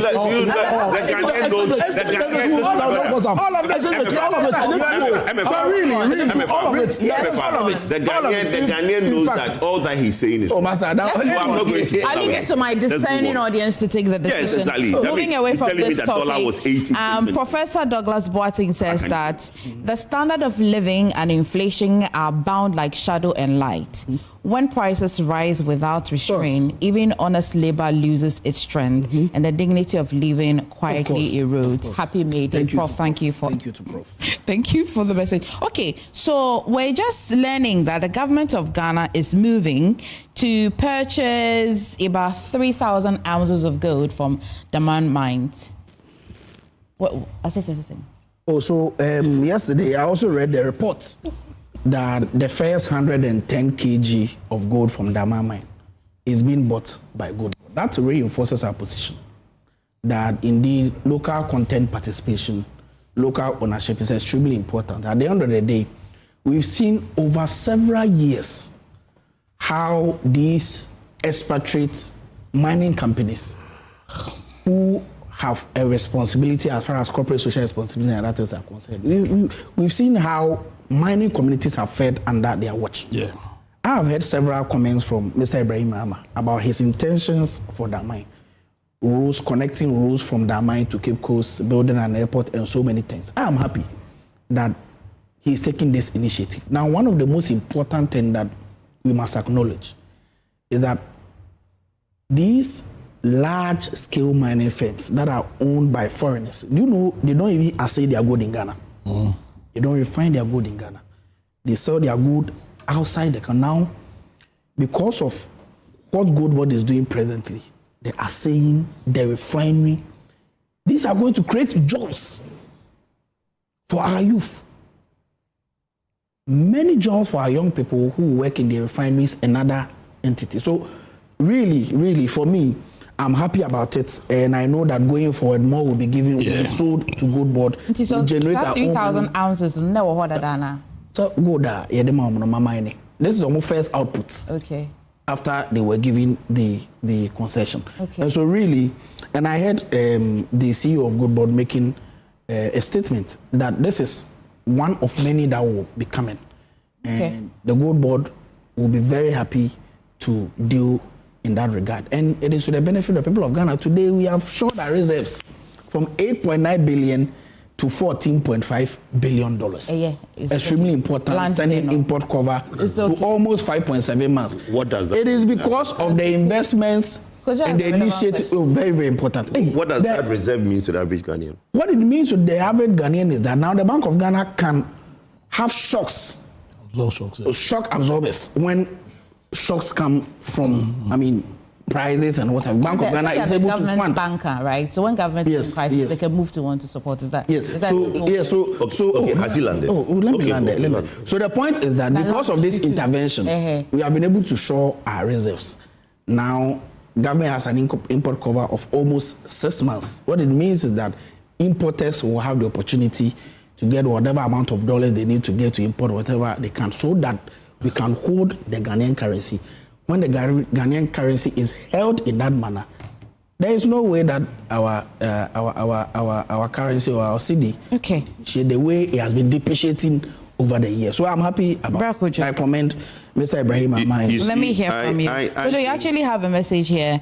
Master Planner Junior says that Honorable Kojo Puku has really made my morning. Great insights with facts and figures. In 2024, when Bank of Ghana made losses of 9.4 billion, Dr. Aye and NDC used it as a campaign tool. Today, in 2026, it's making losses of 15.6 billion. And you want to explain? You explain, Taya. I see him writing plenty. The point is that Prof was trying to explain what negative equity means. And my brother said, how can Prof, who is a professor and teaches in school, explains negative equity. Oh, I didn't say that. No, you said that. No, you didn't. I said no. I didn't say that. No, I didn't. Oh no, I didn't. Prof, did I say that? No. What he said was. I said no. Prof said that. Prof said no. Prof said, and yet he wants to comment on that. What? Yes, I didn't say how can. No. I am saying. Prof actually understands what I said. Prof understands what I said. No problem. I'm the one saying. So that's what you gleaned from what I said. Yes, my interpretation of what you said. I didn't say. That's fine. But 1 minute. Okay. Before I even made my Senate, I had inquired to confirm the figure from him. Thank you. But we have also made a lot of things. We have mentioned all the things. Yes, we have mentioned all the things. Two twins, you have Brahma. Listen, I shall comment on it. I shall require. It's very critical. 50% of the we can't assume. We can't not bring in DDEP. Bro, 50% of the negative equity. Kojo, where were you going? 50% of the negative equity. Allow him to. No, 50% of the negative equity. You can be talking about DDEP till the cows come home, right? Ghanaians, let's be consistent. They have not moved on. Please. We have a negative equity. Our people are so suffering from it. 50% of that if you have not moved on, because of the DDP. Let's move on. 50% of the negative move on. 50% of the negative. Okay, so do we want to go back to the things that you guys have done? Hold on. But you see, no, that's not what we're doing. Let me. We are not going back, and I appreciate that. I just want to hear you on the 3,000 pounds. The issue that my brother is making. Let me spend 1 minute of my time to correct that mischief that he's doing. Which one of them? Which is the DDEP that he keeps talking. But it's not mischief. Hold on, my brother. Please. You see, the debt exchange.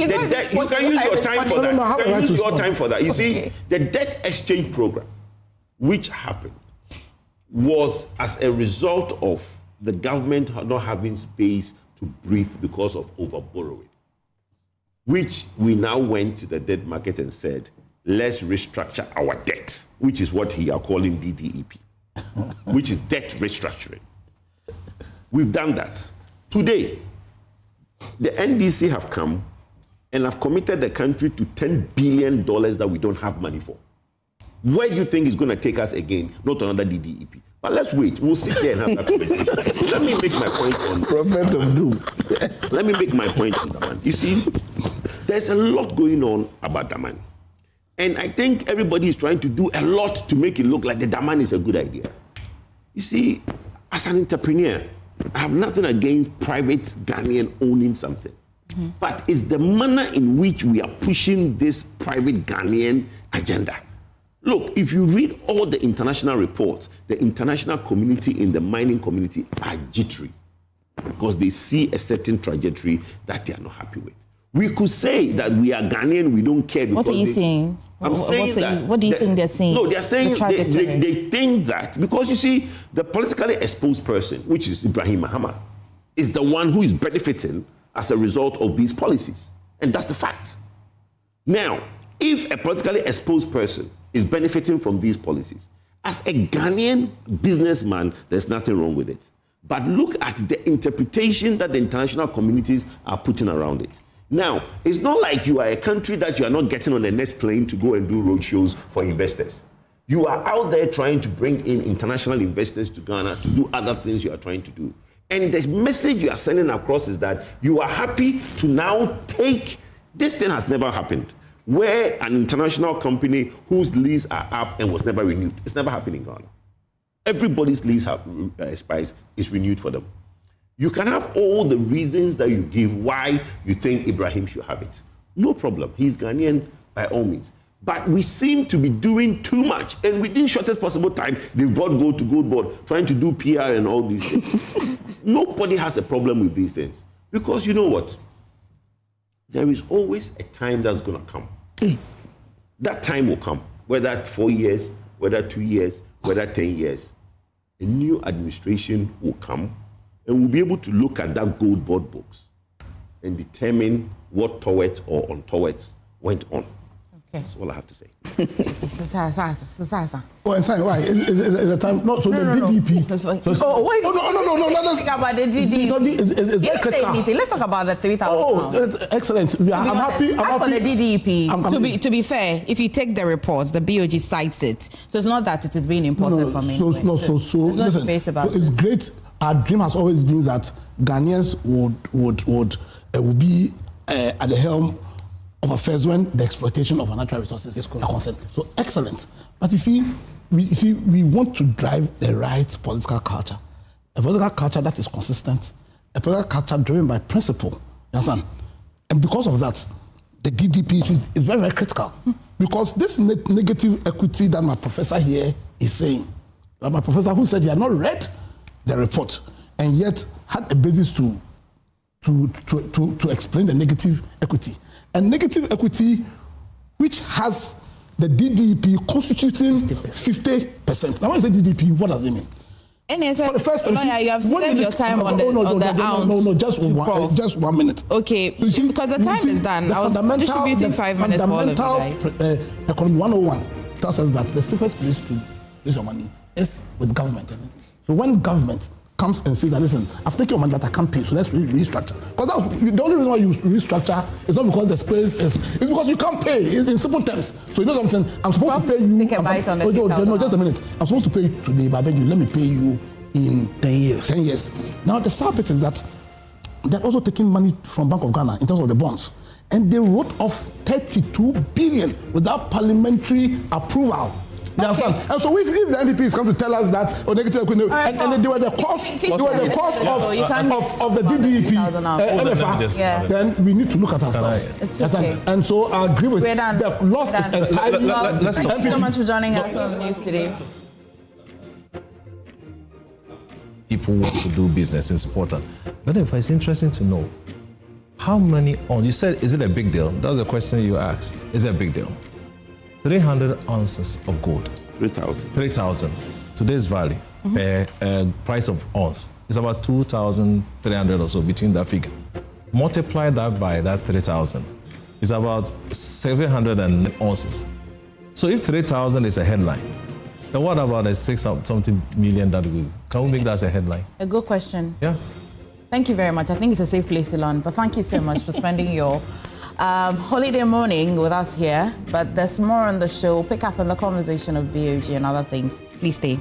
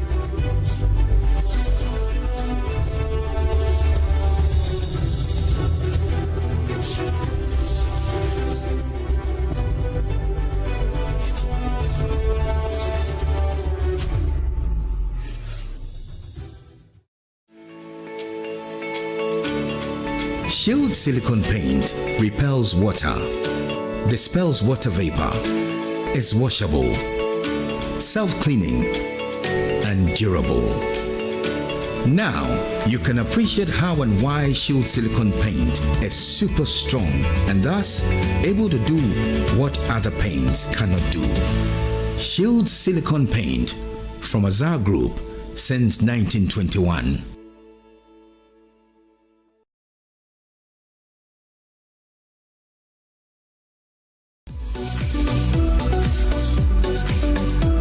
Across Ghana, in communities big and small, ordinary people are doing extraordinary things. This is the Joy News Impact Makers Awards 2026, celebrating those who are changing lives, shaping futures, and building hope. From Bimbila in the northern region, Faith Jakpasu is transforming classrooms through innovation, inclusive learning, and life-changing initiatives for students, teachers, and vulnerable communities. From Aflao in the Volta region, Felix Akakbo is building schools, supporting students, and investing in the future of an entire community. In health, from Winneba in the Central region, Amos Ando is turning his personal battle with sickle cell into a national movement for awareness, prevention, and policy change. From Nkwanta in the Oti region, Bless Lantam is delivering life-changing healthcare to hard-to-reach communities, even in the face of conflict. From Insawam Edwardri in the Eastern region, Antonio Say is restoring mobility, dignity, and opportunity through prosthetics and outreach across Ghana. From Adenta in the Greater Accra region, Valerie Ajatia is empowering amputees with hope, rehabilitation, and the courage to rebuild their lives. From Anyanui and Loga in the Volta region, Reverend Christian Valeto is rescuing, treating, and reintegrating neglected mental health patients back into society. From Akuse in the Eastern region, Alberta Aite is mentoring, educating, and empowering over 1,000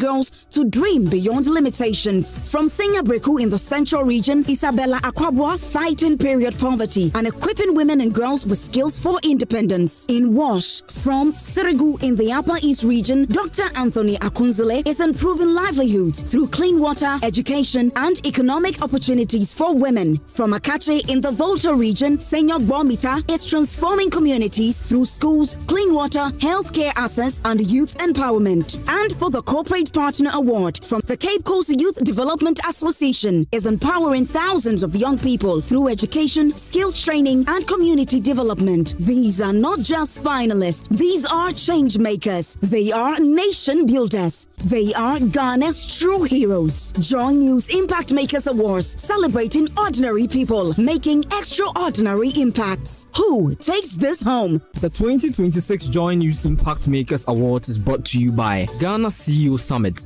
a decade of leadership impact. Labadi Beach Hotel, Ayuda, Ghana's #1 services app.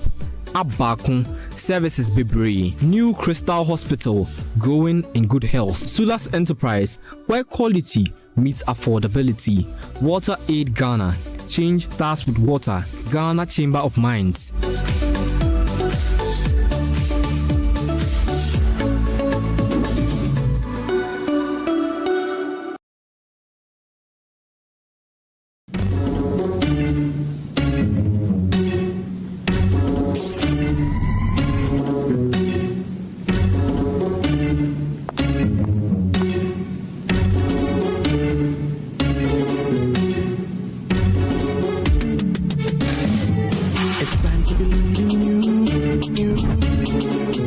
Changing, so should you.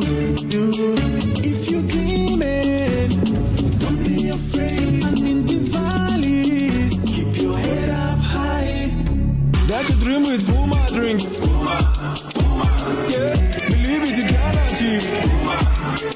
Oh yeah, clap your hands for the whole new vibe. Make we set the oh yeah, come alive. Let me hear you.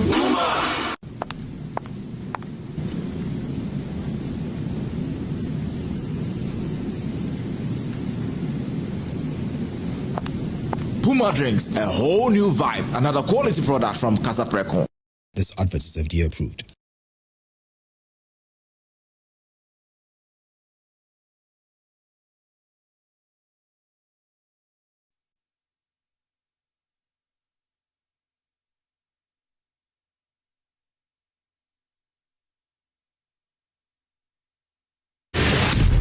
Everything has meaning, but not everything is as it seems.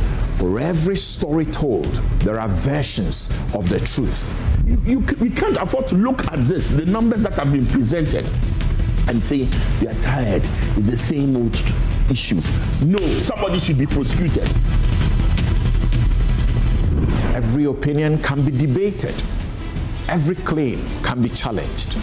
Even the idea of the national interest can and must be interrogated.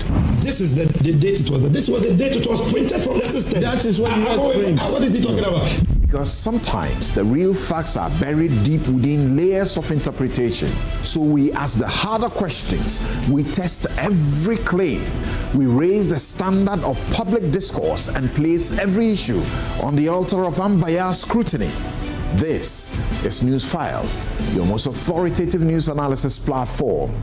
And here on Newsfile, We put Ghana first. We stand beneath you. What are you doing? Clearly. News File with Samson Ladi Anyanini. On Joy News, independent, fearless, and credible.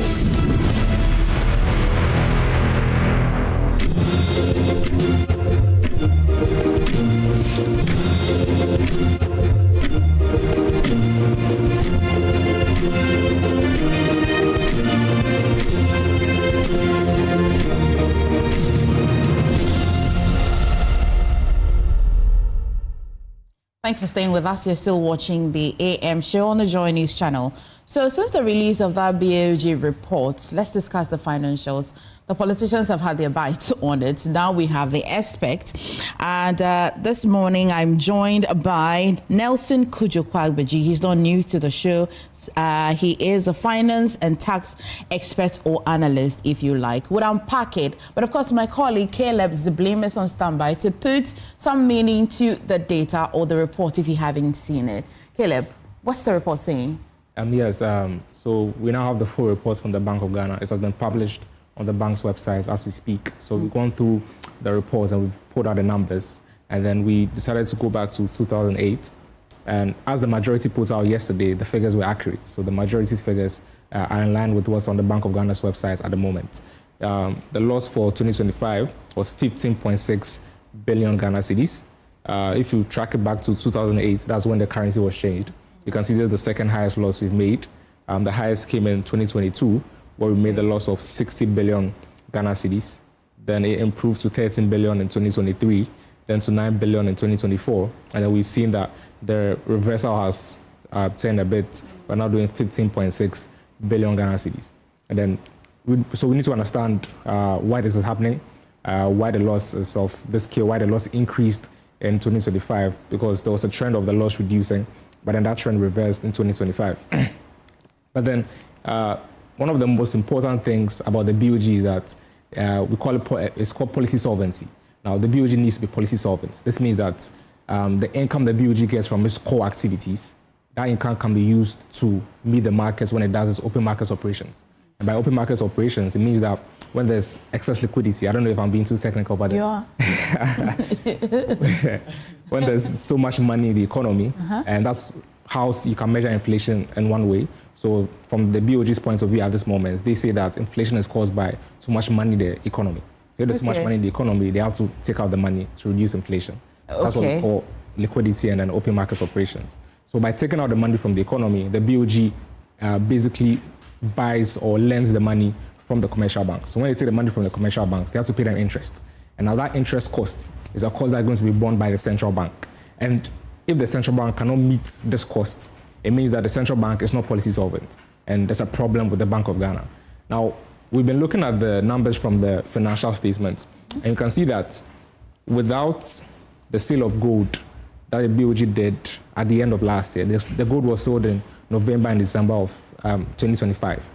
Without the gold sale, the BOG would not have been policy solvent, because the cost of open markets operations for 2025 was 16.7 billion Ghana cedis.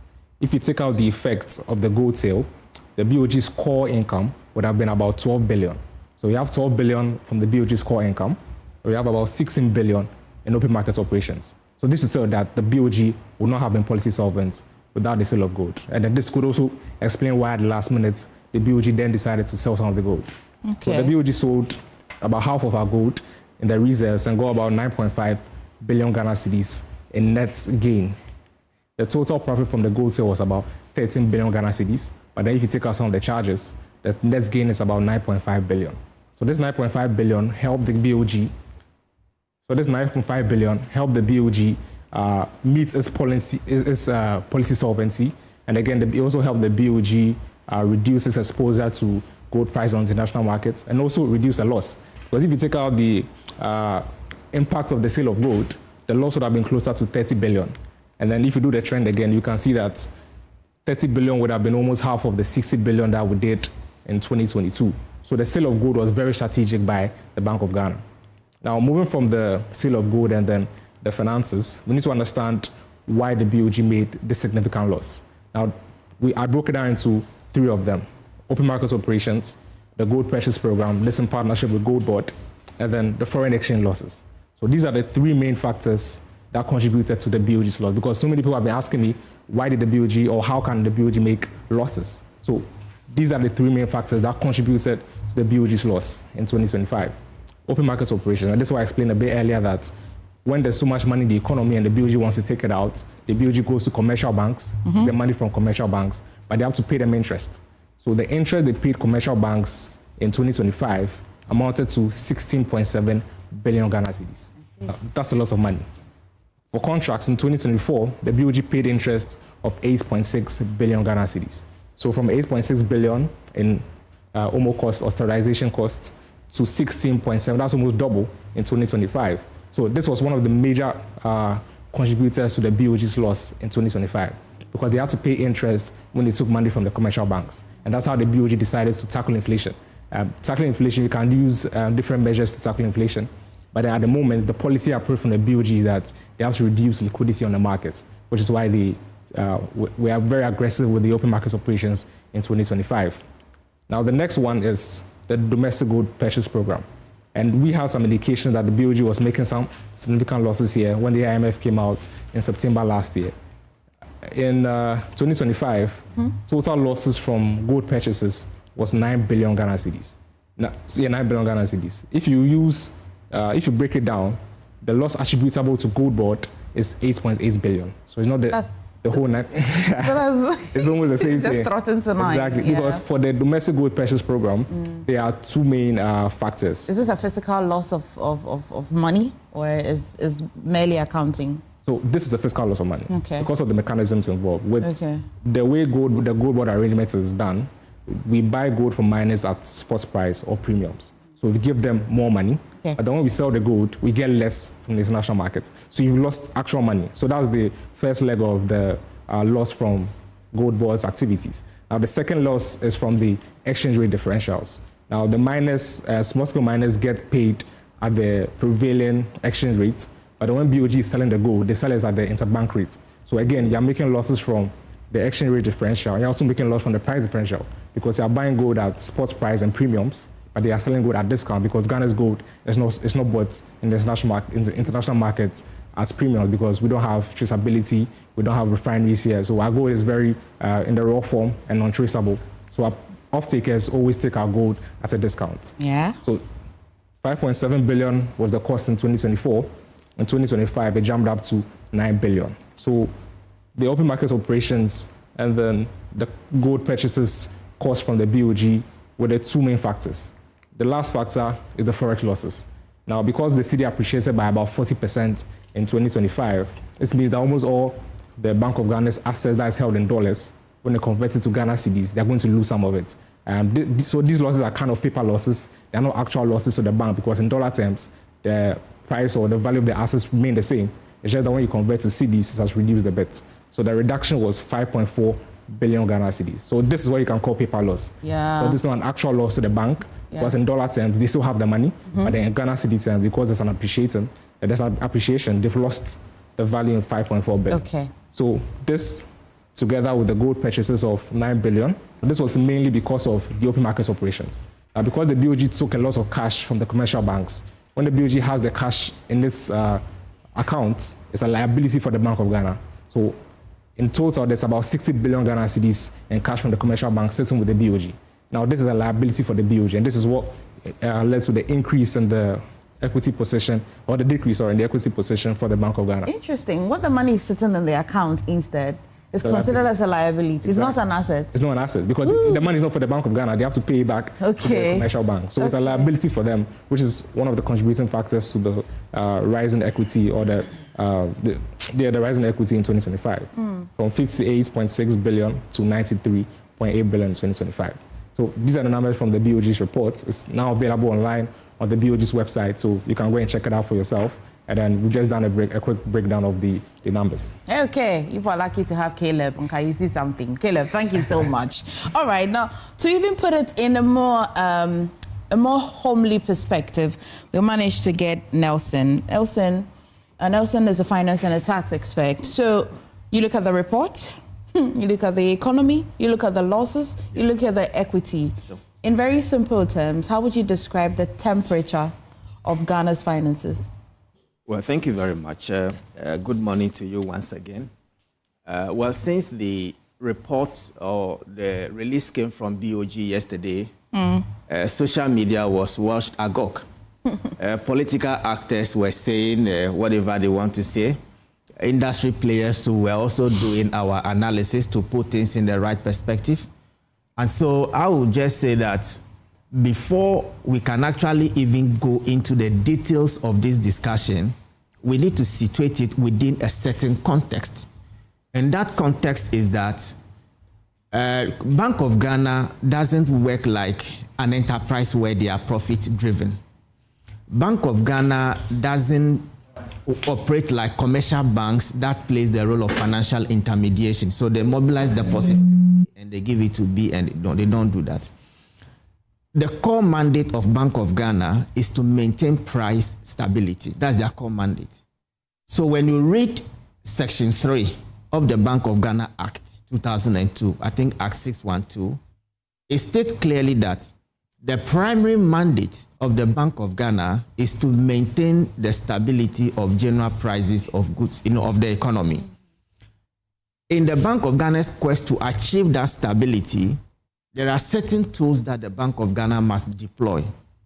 And in their quest to deploy those tools, it comes at a cost. It comes at a cost.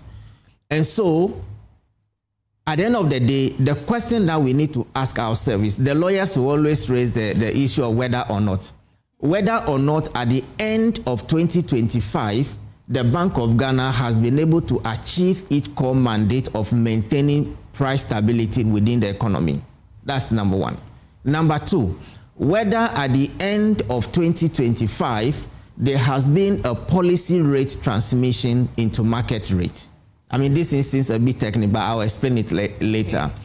And so if you are able to give yes to these answers, then it means that we must not judge the performance of a central bank, not only Ghana's central bank, but central bank elsewhere, based on their balance sheet, but we must judge them based on the mandate that they are supposed to achieve. Now, at the end of 2024, I'll give you the list of some of the macroeconomic indicators that we had at the end of 2024. Then we'll compare them to 2025 to see whether there has been a policy improvement as far as the fundamentals of the economy are concerned.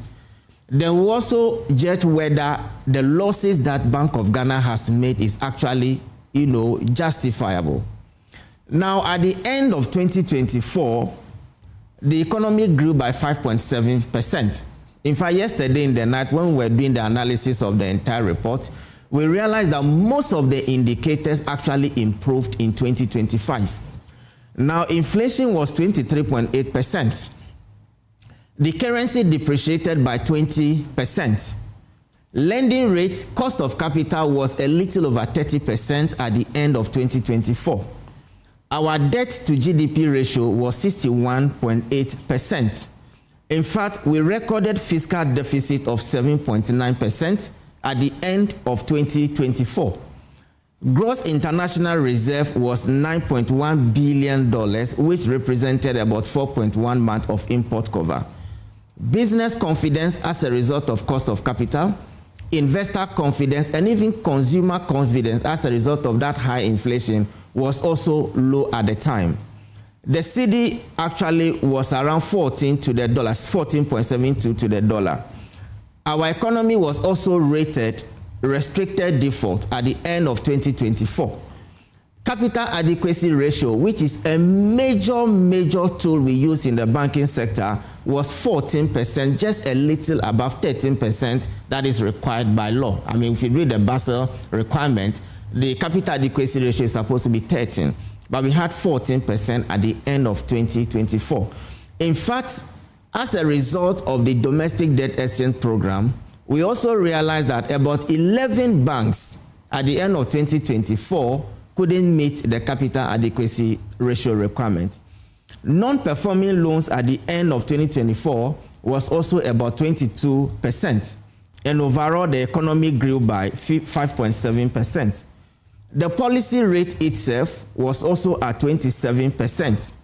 You will recall that at that time, a lot of activity was in the money market because Treasury Bill 91-day was giving us about 27.7%.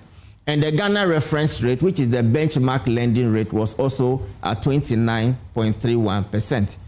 So, Emefa, this was the position of the economy at the end of 2024. Now, you could see that at the time, the economy wasn't looking good. There was a bit of fragilities here and there, and so something needs to be done to reverse all these trends.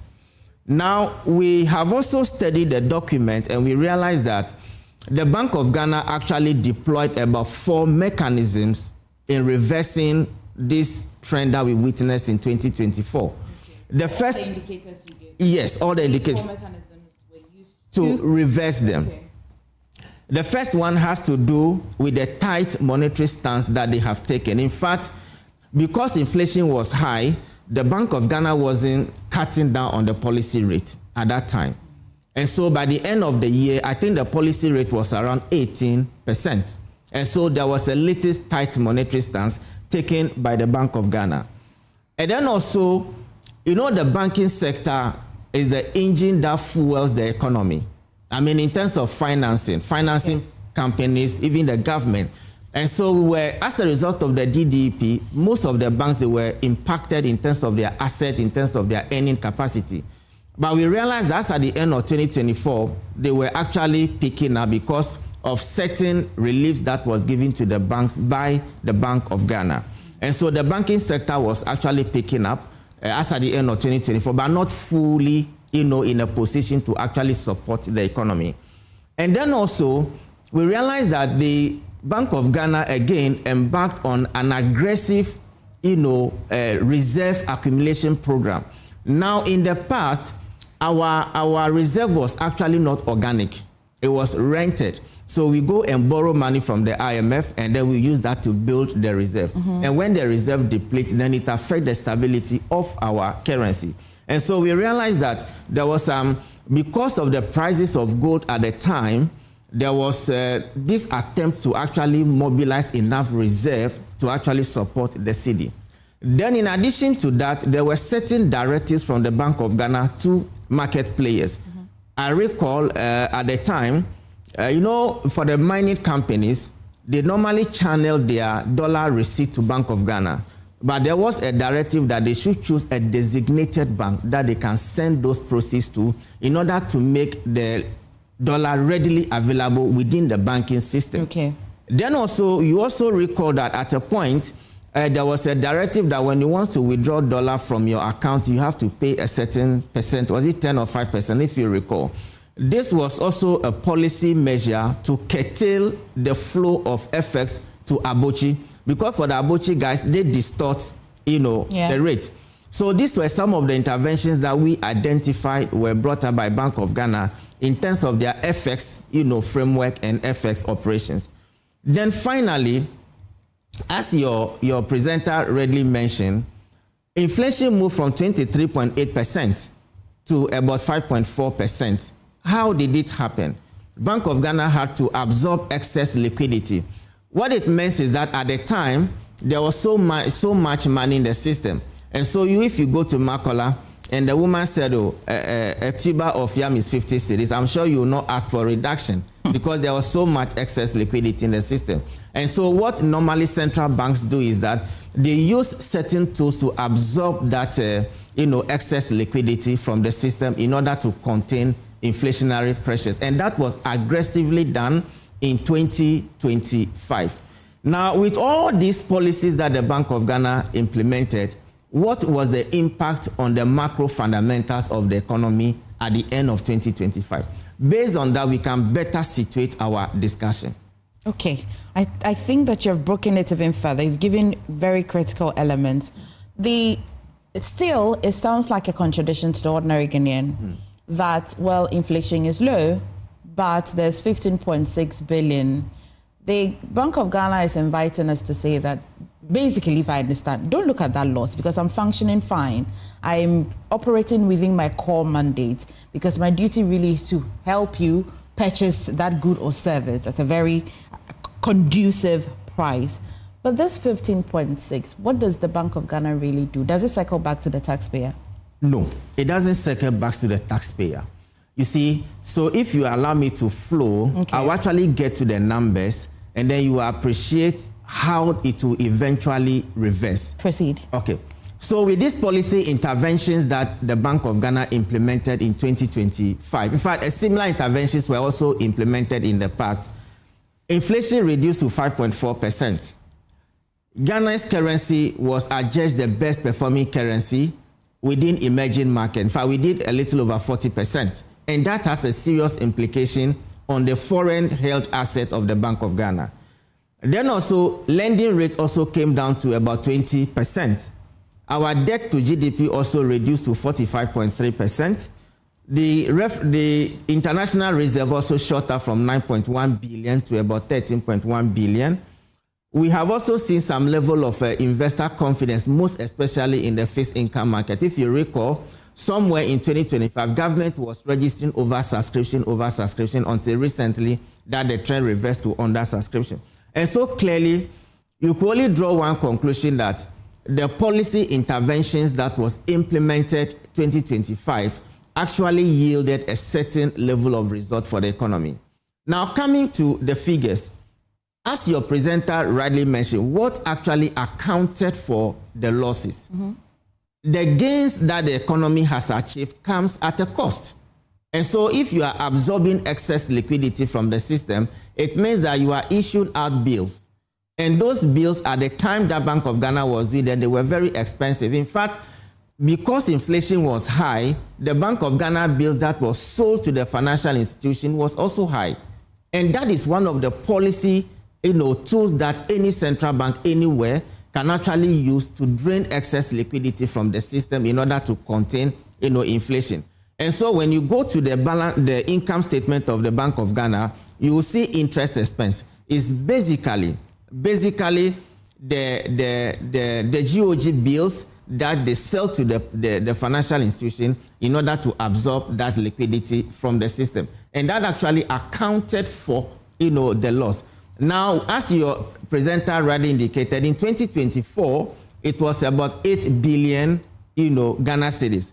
But that has actually doubled to about 16 billion Ghana cedis, which means that the quantum of absorption that was done last year was twice what was done in 2024. And that actually impacted so much on the income of the Bank of Ghana. Again, when the DDP was done, the banks suffered. You recall that in 2023, 2022, most of the banks, they were making losses because their earning capacity was drastically reduced as a result of the DDP. They also had Government of Ghana, bonds.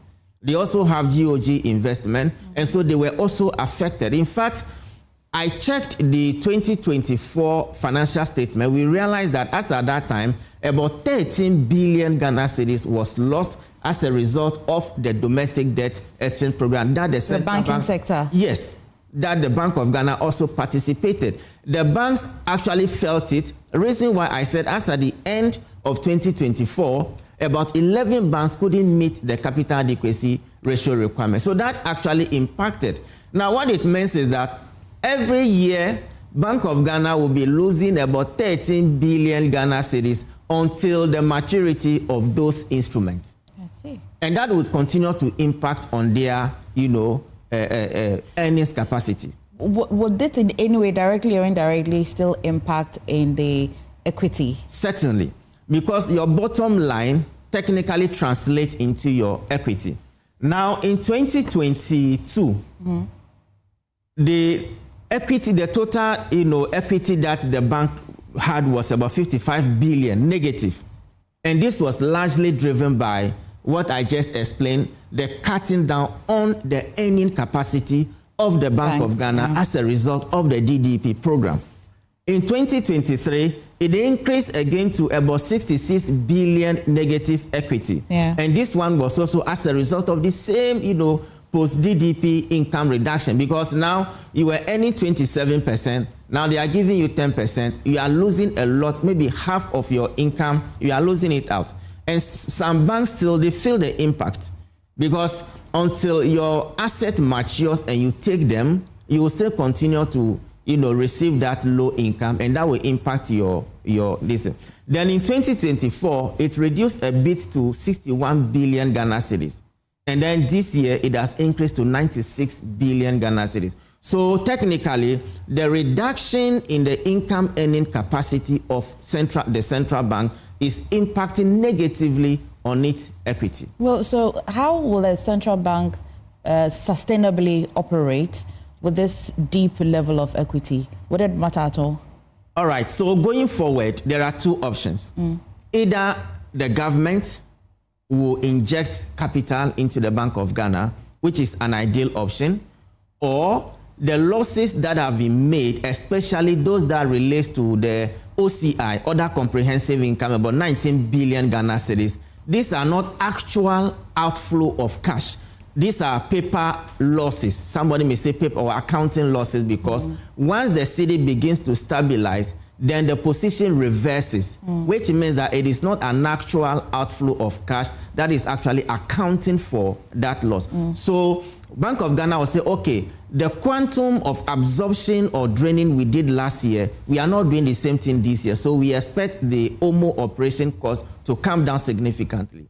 Number two, we are also projecting that by the end of the year, the cedi would have stabilized. And so some of these exchange losses that we have recorded last year wouldn't be recorded this year. And that will also impact on the bottom line. So gradually, within some few years, we may be able to, recover from the negative equity position. I mean, I see that's the inflation. Good. It's still debatable. People say that it's just in numbers and it's not really reflected in when you're buying things. But I will work with what the government statistician is being providing. At what point will the cost of keeping inflation down if the Bank of Ghana records a higher loss? For example, 3.2 now, we're at a cost of give or take 15.6. Put everything together. We say that let's not be too worried. From your financial expertise, at what point if this increases, we should be worried? Should we ever see that if inflation is low and the cost of it is high, should we never ever be worried at all? No, then that would be distortionary. That would be distortionary, because when inflation is going up, then there is tendency of Bank of Ghana to intervene in the market to absorb liquidity, and that will engender the cost that we're talking about. But to the extent that inflation is now in single digit, even below their own target of 8% plus or minus 2, we don't expect so much, In fact, last year, they were doing about 56-day GOG bills. 56-day. In fact, they normally do 14-day, 56-day, and I think 360-something days. So 3 durations, maturities. Currently, they're doing 56. Currently, they are doing 14. 14 days. Okay. And because inflation is even at 3.2 as at the end of last month, the expectation is that they may not incur so much. It's just like the treasury bill market. Now, the 91-day treasury bill is below 10%, which means that the finance ministry may not incur so much in terms of a cost paying those, bills. And so now that inflation is a single digit, even lower than their own medium-term target of 8% plus or minus 2, we don't expect so much, absorption of excess liquidity. It means that now we can comfortably say that, we have been able to contain inflation. However, if there is this tendency of inflationary pressures, then they may be compelled to come back, absorb, and that will mean that we will shut up the OMO operation cost. I think you have simplified it even more easy. Unfortunately, the time is up. Bottom line, Nelson, bottom line. If you strip away the macroeconomic languages, are Ghanaians better off? Well, compared to the past, I would say yes. Ghanaians are better off in terms of real purchasing power. Households are better off because we are working with official figures. To the extent that inflation is at 3.2, the expectation is that the households' purchasing power has been enhanced. Again, to the extent that cost of capital has reduced from 30% to about 20%, means that businesses can go to the banks and also borrow to expand their operation. And so finally, what I want to say is that this discussion about the performance of Bank of Ghana shouldn't really be centered on the size of the balance sheet, but rather should be focused more on the mandate provided under Section 3 of the Bank of Ghana Act. Nelson Kojo Kwagbaji is finance and tax analyst, and he's been trying to unpack the numbers behind the BOG report and its financials. Thank you so much. You made it quite simple. We just went to finance class this morning. I hope I graduate. But please stay. We're nearly wrapping the show, but a very important conversation. Stay.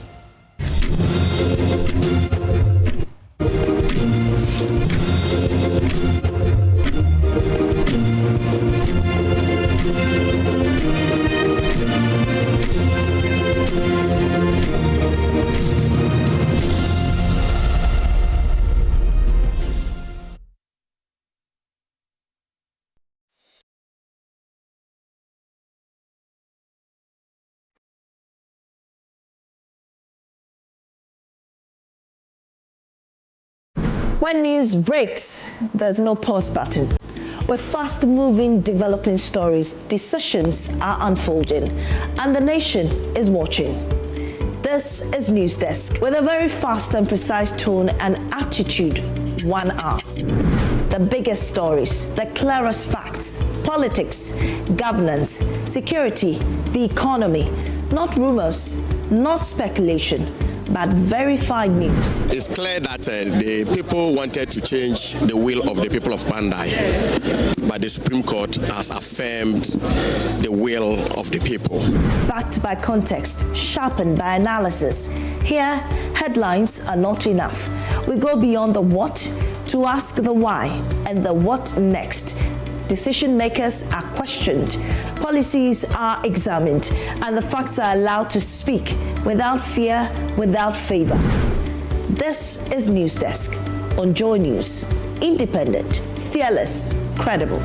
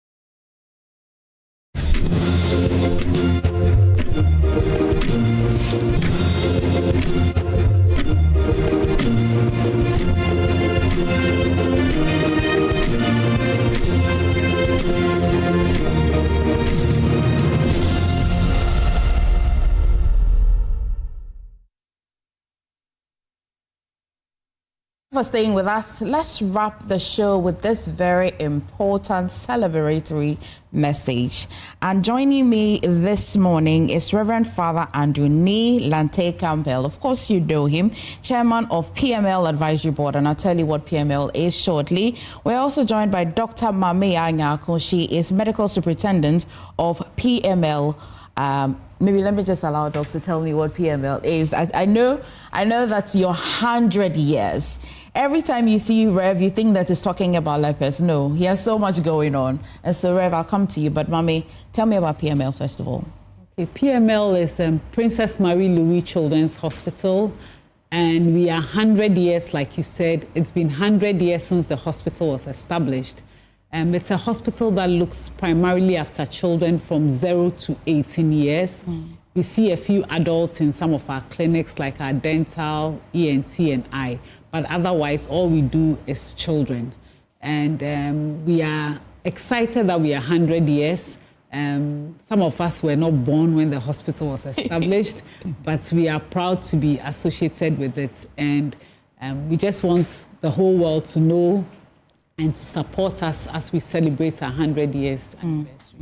Thank you. Thank you for setting the conversation right. Rev, tell me, 100 years, how's the journey been for you so far? It's been wonderful, wonderful. You know, the hospital was founded 100 years ago. The governor of Gold Coast, Dr. Gajisbeg at the time? Yes, or which one of them? Gajisbeg at the time. He asked Princess Marie Louise to come to Ghana and to cut the sod for the hospital. There was no children's hospital. Things were difficult for my parents and for others. So she came and cut the sod 100 years ago. That was 1925. 1926 was the first, we started the actual work in the hospital. I've been involved with the hospital for 50 years. Wow. 50 years. I came to Sacred Heart Parish in Derby Avenue around 1976. And I was just a young priest. I was only 30 years old then. So I never heard of Children's Hospital before this. And Dr. O'Day, who was there at the hospital, asked me would I come and join the board. Well, I joined it and I haven't left it. Wow, since you joined, So I've been with them all these years.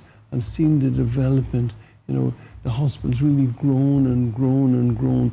Now we've got, but last 2024, there were over 45,000 children seen on outpatients department, and over 4,000 children were admitted for inpatients.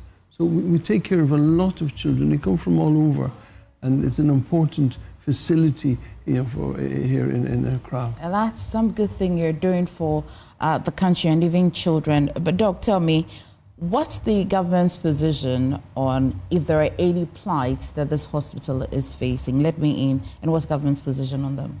Well, government has been very supportive. We've had visits from previous Minister of Health. We've had visits from previous Director General, and a team was set up to come and assess the hospital comprehensively and make recommendations as to the next step. Okay. As you know, we are a government facility, so government pays the salaries of all the staff in the hospital. But does the hospital generate funds at all? There are our own internal funds. When people come to the hospital, they pay such and such. But we need the government to come in and help us. This is our facility. Things are difficult. The building, which was built 100 years ago, it needs proper renovation. It sure does. And then the second These are building... the current pictures of the facility? Yes. Okay. And the second building, which was built 50 years ago, when you look at the pillars, the actual pillars, the cracks and the iron rods are shown. And when the former minister came in 2021, he saw this and he was shocked. But nothing has happened since then, 2021. That's 5 years ago. And that I'm afraid that something will happen. And these are the main pillars of the building. They're just cracked and you can see the iron rods inside them. So we need renovation for the pillars. We need plumbing. You need electrical systems, rewiring, plumbing, medical equipment, transport vehicles. So we're appealing to the government to come and assist us. But in the meantime, we're doing our own thing also. Okay. We also have our own endowment fund, which we launched some time ago. And so far we've collected 100,000 CDs. Okay. So it's an endowment fund that we're asking people to come and assist us and help us, especially those around the area, all the businesses, the banks. It's a very, it's a business area, Derby Avenue. So we want everybody to come on board and to help us to be able to start, this renovation. Everybody loves Reverend Father Campbell, so definitely this call to action and duty, I like to think that many are going to be coming, including the government, will hear you. But Doc, finally, before we wrap this conversation, is the NHI playing any role at all? Oh yes, NHI, actually about 80% of our clients have NHI or they are NHI clients. And so a lot of them pay their hospital bills through the NHI. Okay. But as you know, the NHI is not... woefully inadequate. Yes. Woefully inadequate, I understand. So how can people donate? How can people be part of the donation? We can start here. There are account details. The name is PMW Endowment Fund. There's a memo number as well. There you go. Thank you so much, Rev. You can donate you can do a one-time for refurbishment of the hospital or donate for equipment, support a needy child. The account is PMLCH Endowment Fund 053-880-8652. 053-880-8652. I like to think that is also a Momo account. It's a Momo Pay 734921. PMLCH Endowment Fund. But if this conversation was too quick and short for you, but you still want more information, you can call Dr. Mamea, of course, on 0244 18888.